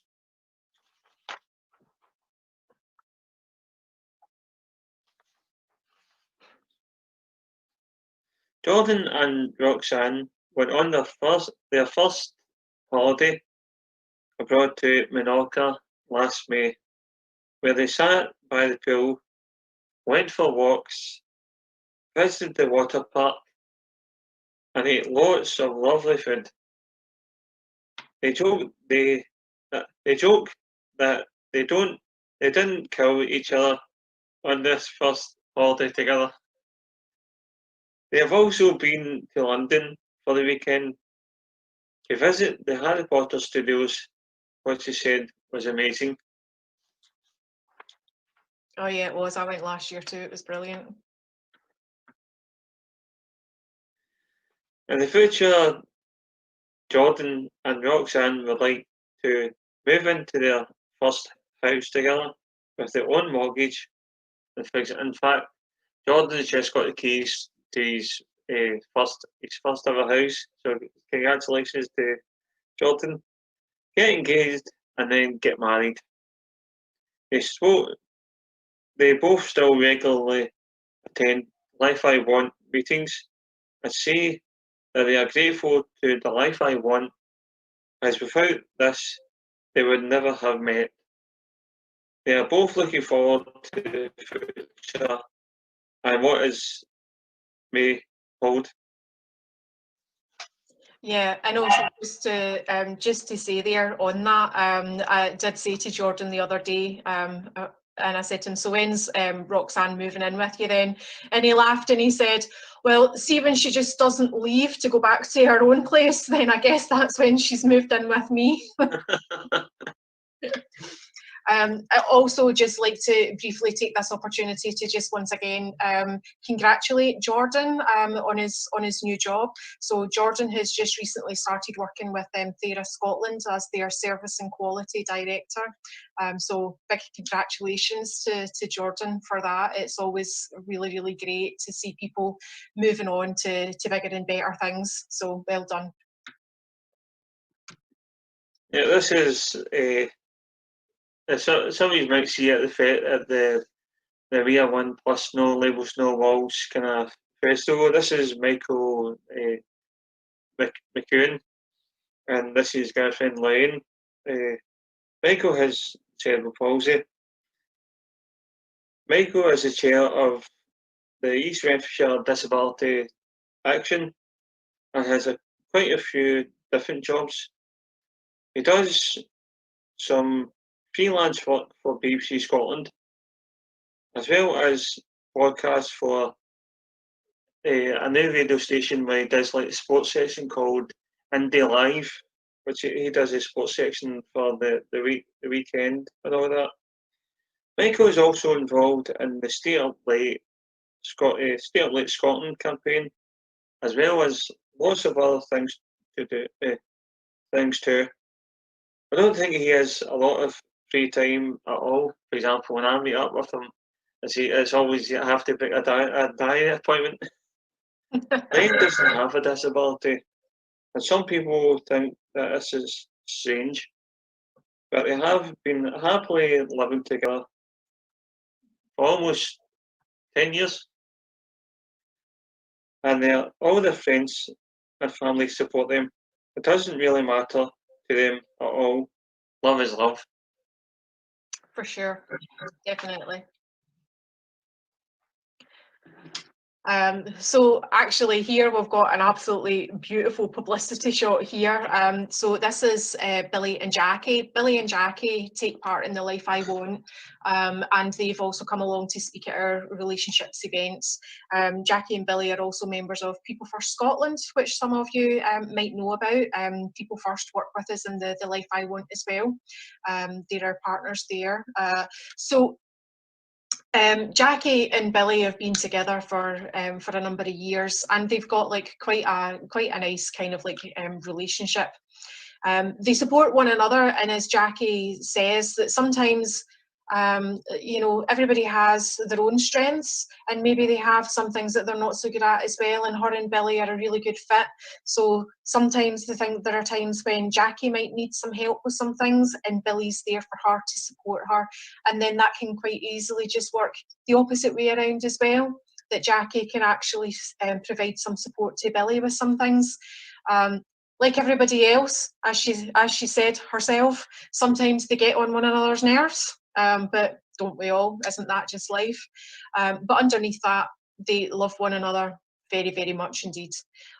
So this picture that you're seeing here on the screen is a piece of work that came out through our health and wellbeing work stream, and we did some work around the new bowel cancer screening kits. I mean, so that doesn't sound like all that great, does it? Bowel cancer screening, but actually it's something that's really important. It's something that we probably don't think about. And when they were designing the kits and looking at how did they make sure that the kits were accessible and that the information went along with it was all easy read, and then they came to us as part of the health and wellbeing work stream to look at that with them. And as part of that, Billy and Jackie got the opportunity to take part in a national media campaign for that. So well done to them as well. Okay, so we're going to move on, and John Paul, I'm forgetting now, is it me that's saying something about David and Ashley Ann? Yep. It is. Okay, brilliant. So this is David and Ashley Ann. David actually is one of my colleagues at VIAS. David works for us as a quality checker. But David, again, is another man of many talents, and he also works in security at football matches and other places, concerts and gigs and things like that. And he also does some support work too, just when he can fit that in. David and Ashley probably first met maybe about 5 or 6 years ago when they were both on a night out, and I'm actually just going to read out word for word, because this is what David said in his own words. So David said, "When I first laid eyes on Ashley, I thought that we could at least be friends, and hopefully more than that, as I thought she was cute.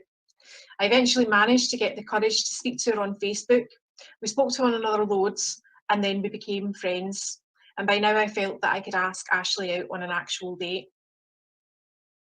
So the first date was to the cinema. They went to see Pitch Perfect 2, and then they went to the Chinese buffet and finished their date off with a walk along the Clydeside. So David actually proposed to Ashley Ann in 2016. And if we just move on to the next slide, you'll see there's David and Ashley on their wedding day. don't they look amazing? So they got married in 2018 in March. They picked March. March was an important time for them, just in terms of that was when they made their relationship official, and also there were other significant things in terms of their own families that made March a good time to get married.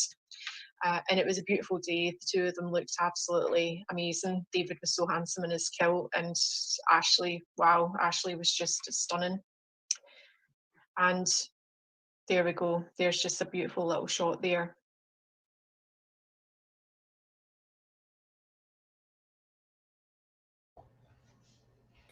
Hello, hello, hello. So that's a bit about Dates and Mates and the amazing work that they do. I think they've changed people's lives in a very real way. One of the things that often was said when people left sort of more institutional places where they met people or lived with each other was, oh, the people will be lonely and wouldn't manage to meet people. And the kind of excuse, that was an excuse for continuing to do the most odd things, like expect people to live together because they've got a label. And the response to that, I think, was to think about, well, how does anybody else meet folks? Well, they go through a dating agency, they go to events that they share interests and hobbies, and Dates and Mates was created out of that idea, and it's just an amazing organisation. And as I say, it's grown all over Scotland. So if you want to find out more about them, if you want to join Dates and Mates, you can join for a very small very, very reasonable membership fee.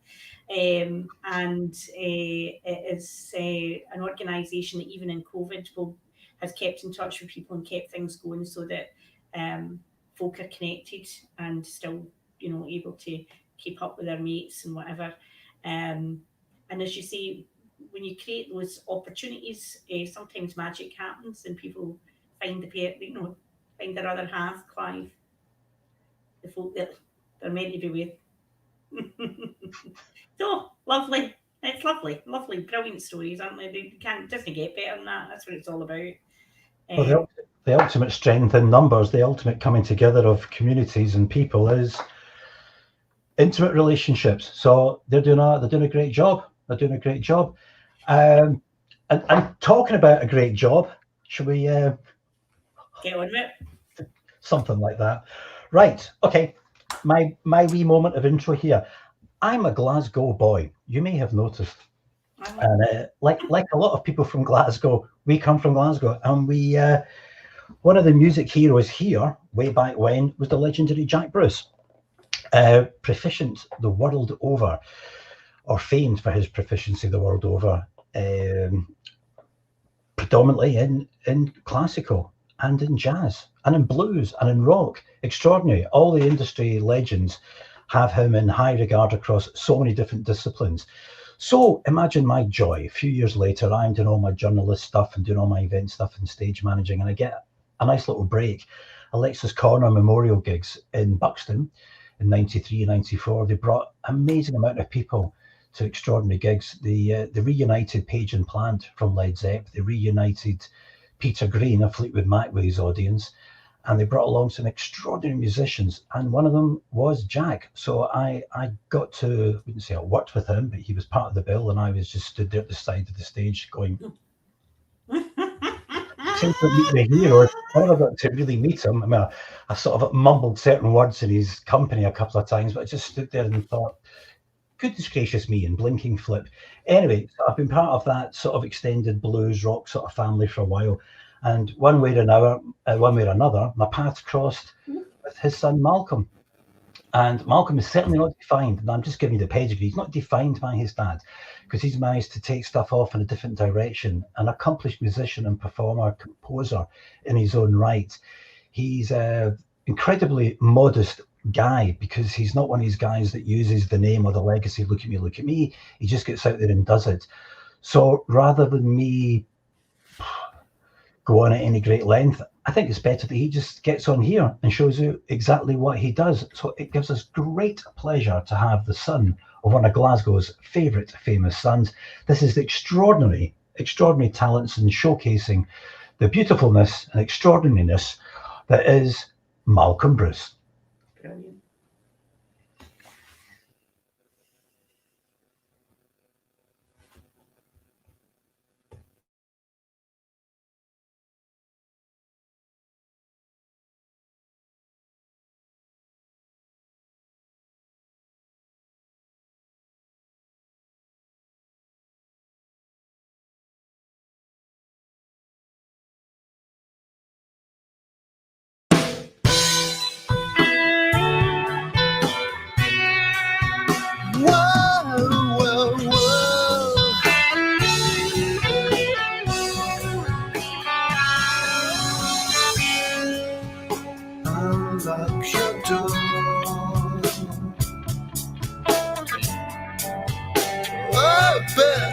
heart.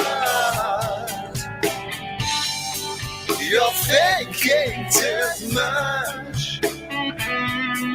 Just tell me what you want. I don't know what you're saying. I don't know what you're feeling. I don't know where your love is anymore. Show me some truth behind those innocent smiles. Love's illusions are blinding. I don't know what you're saying.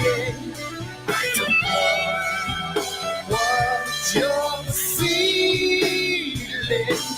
I don't know where your love is anymore.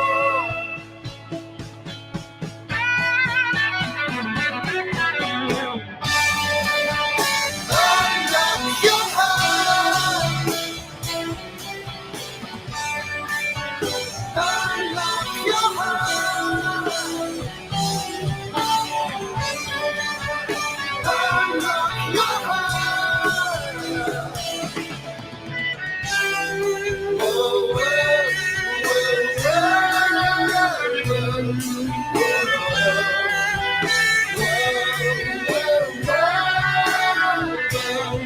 something else has taken over when it's could have been forever. Now you're gone. Unlock your door. Open your heart. Unlock your life. Unlock your door.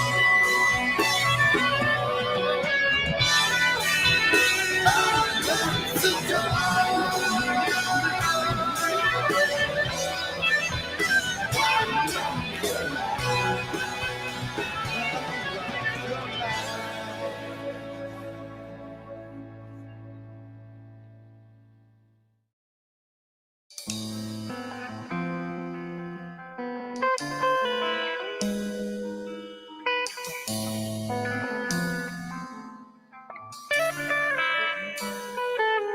Well, I tried to give you all my love, but you sent it back saying it's not yours. And I'm crying out again, 'cause I thought we shared some common ground. But each of us is a universe. Each of us is a universe. I can feel it rising up in me. Through all the love and hate and war and peace. You think you've got the bird in your head and hands, but you don't know who I really am. Oh, 'cause each of us is a universe. We write the chapter, we write the verse. There's a space right here for both of us. 'Cause each of us a universe. Electric music, all it goes.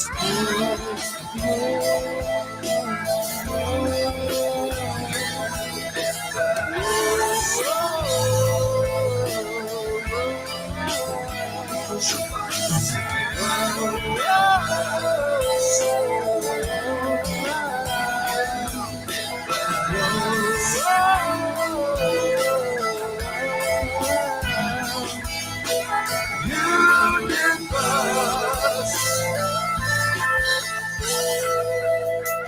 don't know what to say to you that we haven't already said through and through. You'll never know what you mean to me,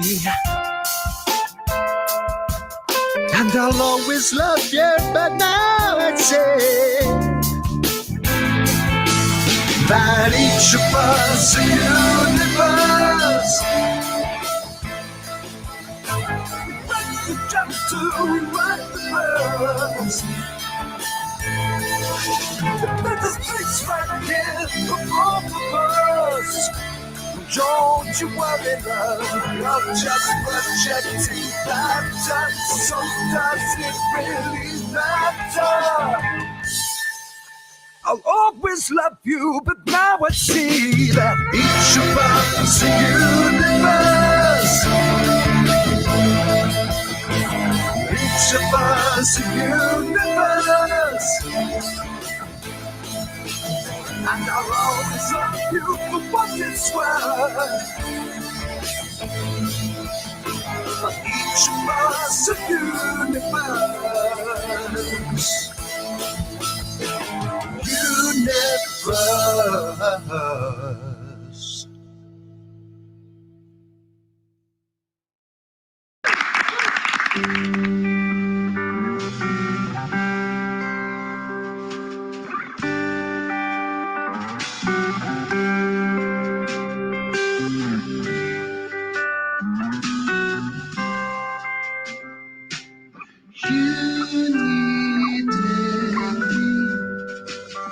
Be your bright star, trouble outside, here you feel love.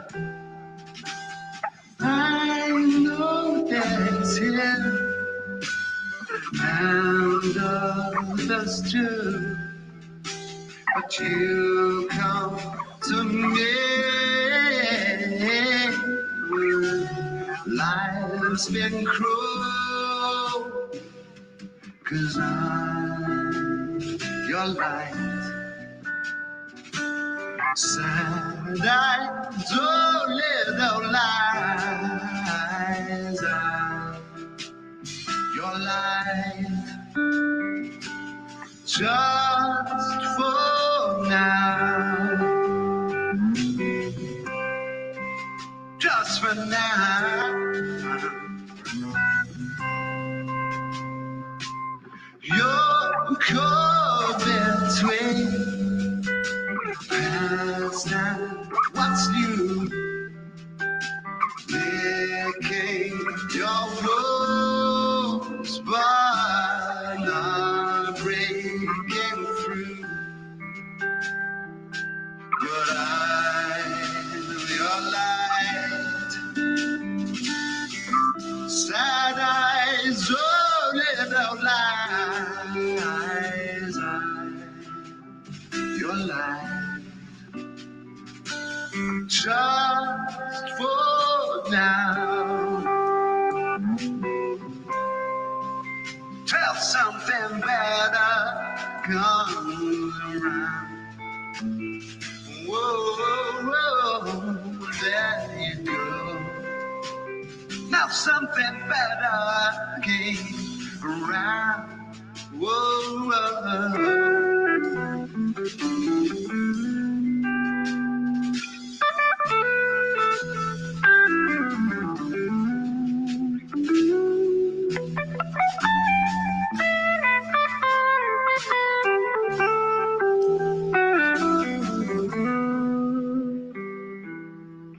All is fair in love, fair in love. But you asked me to be something I cannot be, but I'll be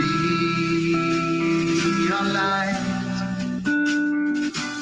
Sad eyes, oh, little lies, your light, just for now, just for now. Whoa, whoa,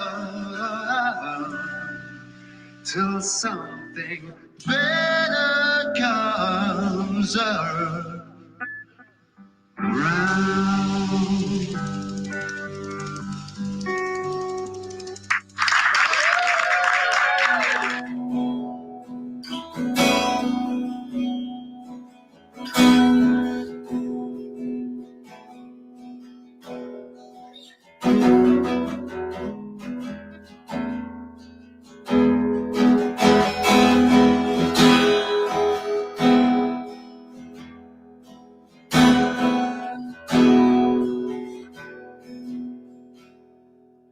How many times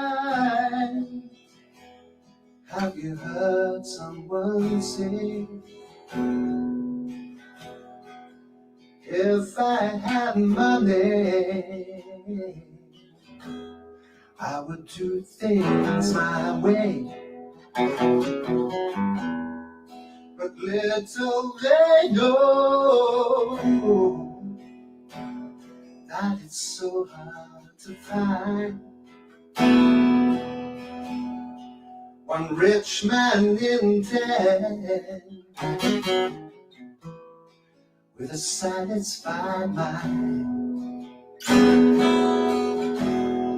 with a satisfied mind, with a satisfied mind. Money can buy back your youth when you're old, a friend when you're lonely, peace to your soul. The wealthiest person is a poorer at times compared to the man with a satisfied mind, with a satisfied mind,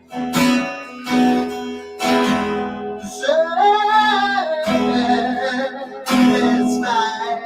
mind, with a satisfied mind.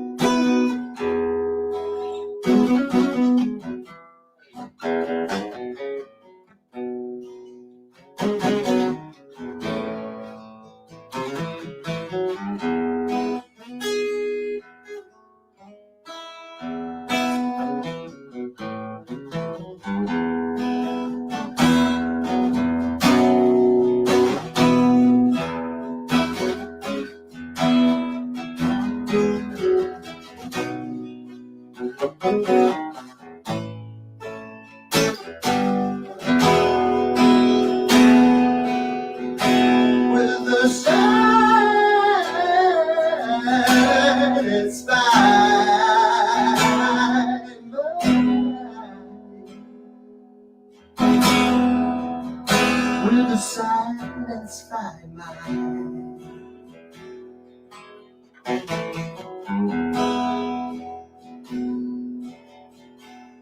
When my life is over and my time has run out, my friends and my lovers, I'll leave them no doubt. One thing's for certain, when it comes my time, this whole world with a satisfied mind. One thing's for certain, when it comes my time, leave this whole world with a satisfied.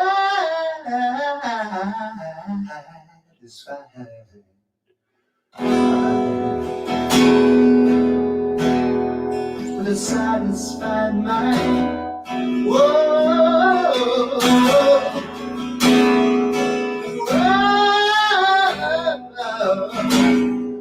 with a satisfied mind.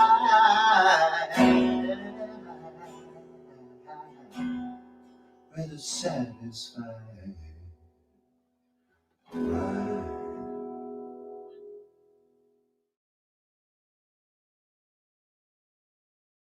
None shall escape me. I shall find a way to rid this Earth planet of humans. We human will not give up this Earth of ours. But let me ask you something else. What do you have to fear from us? The human woman is the bringer of human life. There must be an end to your race. I am built to have no emotions. We want peace, Roman, but peace with honor. It is not a fact, but what you would call a hope. Yeah, yeah, yeah. All the world has gone quite mad.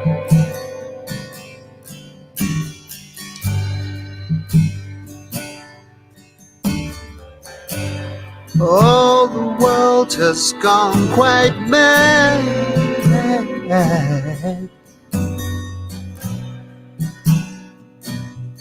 Turned good things into bad.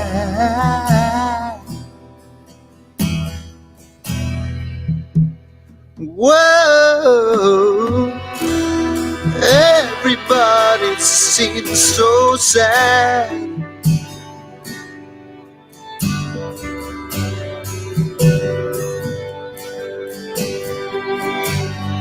Missing something they never had.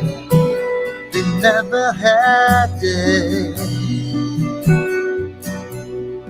Their innocence has walked out the door.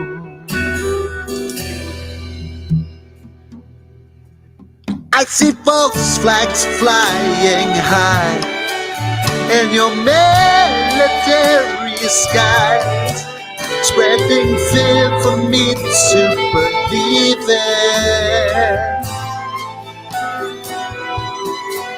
All plugged in and you're watching me, lost my freedom to the binary code. Whoa, whoa. Now all the world has gone insane. Oh, whoa, whoa. Show me where to put the blame.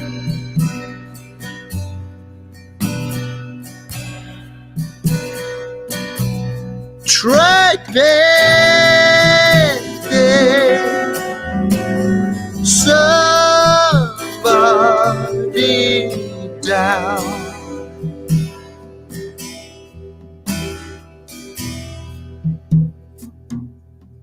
I'll bury my head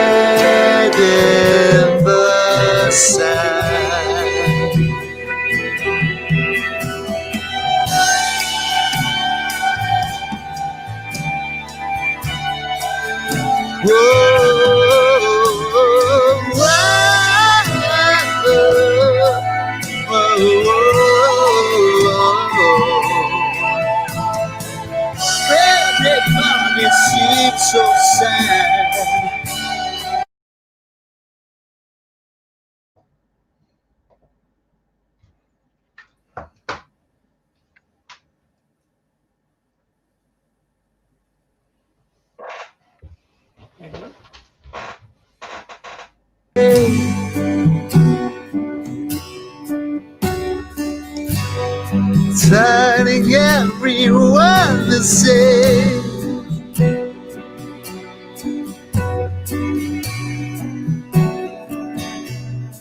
We bury our heads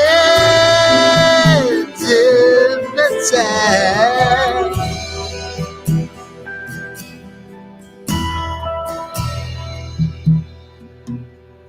So bury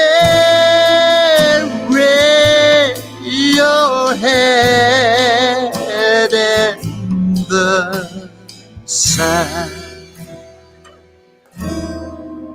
In the sand.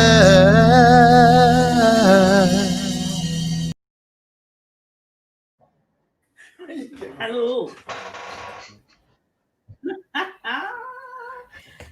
Yeah, that was brilliant. Oh, there's always a little gremlin here and there. Yeah, jazz, blues, everything there. So yes, it was. But I'll pass the verbals back to you because we're winding up in the next few minutes, and we've got a surprise guest colleague person with us.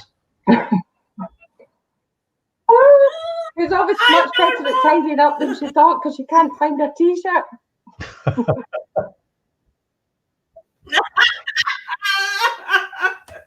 Okay, so we don't have very long.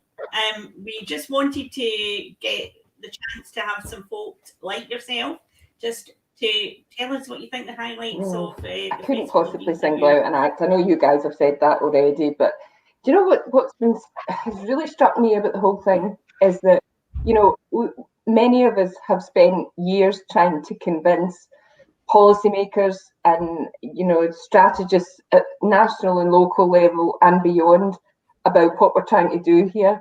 And it's just struck me that we've had people from all walks of life coming in, artists who we didn't even know had any empathy, knowledge, connection with our message. And we have absolutely a united front in this. And I think actually we need these guys with us when we're talking to the policymakers because they get it in a way that people we've been talking to for 20, 30 years don't. It's that whole thing about the strength and the coming from the ground up, isn't it? And as you say, we're often trying to talk to people there, but actually the more of us here, there's something in this beyond the festival, I think, and we just need to explore that. Yeah, absolutely. The things that if you touch every part of the community, not just the same, without trying to sound dismissive, same old, and go round in circles and everybody agreeing with himself, if we can take elements of different parts of the wider community, exactly what you're saying, Norma, it makes it easier to present something more cohesive to say, this is it, it's actually in action. It's not just a philosophy, in practice, look what we've all created. Somehow we've stumbled into something. It's brilliant. But in all honesty, this is a message that we have been trying to convey for years, as my entire career. And yet, you know, somebody that's just come into this and goes, yep, I get it, that's great. And you think, how come everybody else gets it? Yeah. Well, the right people attract the right people who attract the right support. So strength in numbers together stronger and all that. I mean, that's absolutely. So yeah, I mean, one's a really small number, but in this case, it's huge. Mm-hmm. Absolutely. No, it's been fantastic, brilliant. Don't know how I'm going to get my team back to the day jobs, but that's another matter. Mention your team because I think we have to say values into action, and all of your team, which who have been helping us with all the tech stuff, have just been absolutely amazing. And that includes obviously you know, supporting us in this way, because I know you're totally committed to support the festival last year and this year. I think we stretched our, you know, I think we're all going to owe you for a while. Norma, you'll be cashing in. Oh, I have a book, man, you're okay. What are you doing? Don't encourage her, for goodness sake. And see how that festival and oh my god, so everybody's amazing from Values into Action. No, and to be fair, we have, I mean, as you know, we started learning in July when we did our first big online thing, and hopefully that helped inform some of what's happened this week. But it's given us so much more strength to our elbow and things that we can do that we didn't ever think we were capable of. So it's opened up opportunities for us in terms of our own learning as well. So it's been fun. Well, as you said as well the other day, Norma, this gives us the archive is giving us a legacy platform. So to have all this, it's not just something happened and it's forgotten about. You did a show and then people went home and forgot about it. This is, you know, it started and we've got all this stuff now. So one big happy family. I'll let you guys have the last word because we're really running out of time, but great stuff. Just wanted to say thank you to everybody and have a great night, because I'm going to be carrying on. I'll be watching and joining in and just enjoying the fact that I can put my feet up now and enjoy all the music and everything that's coming. Keith and Michael will be here very shortly, so thank you. Can I just thank you two? You've been fabulous, as have all the presenters all week, and above and beyond. So again, new skills and new things we can all do taking forward. So brilliant. Well done. We finished in time, Clive. We finished in time. It's extraordinary. So see you Monday morning then, Fran. We just do it all over again. Yeah, I'm good. That'd be good. No, it'll take us a year to build up to it again. You take a year next year. We'll definitely a year to catch up and sleep. Are you kidding me? I know. But, yeah, thanks everybody.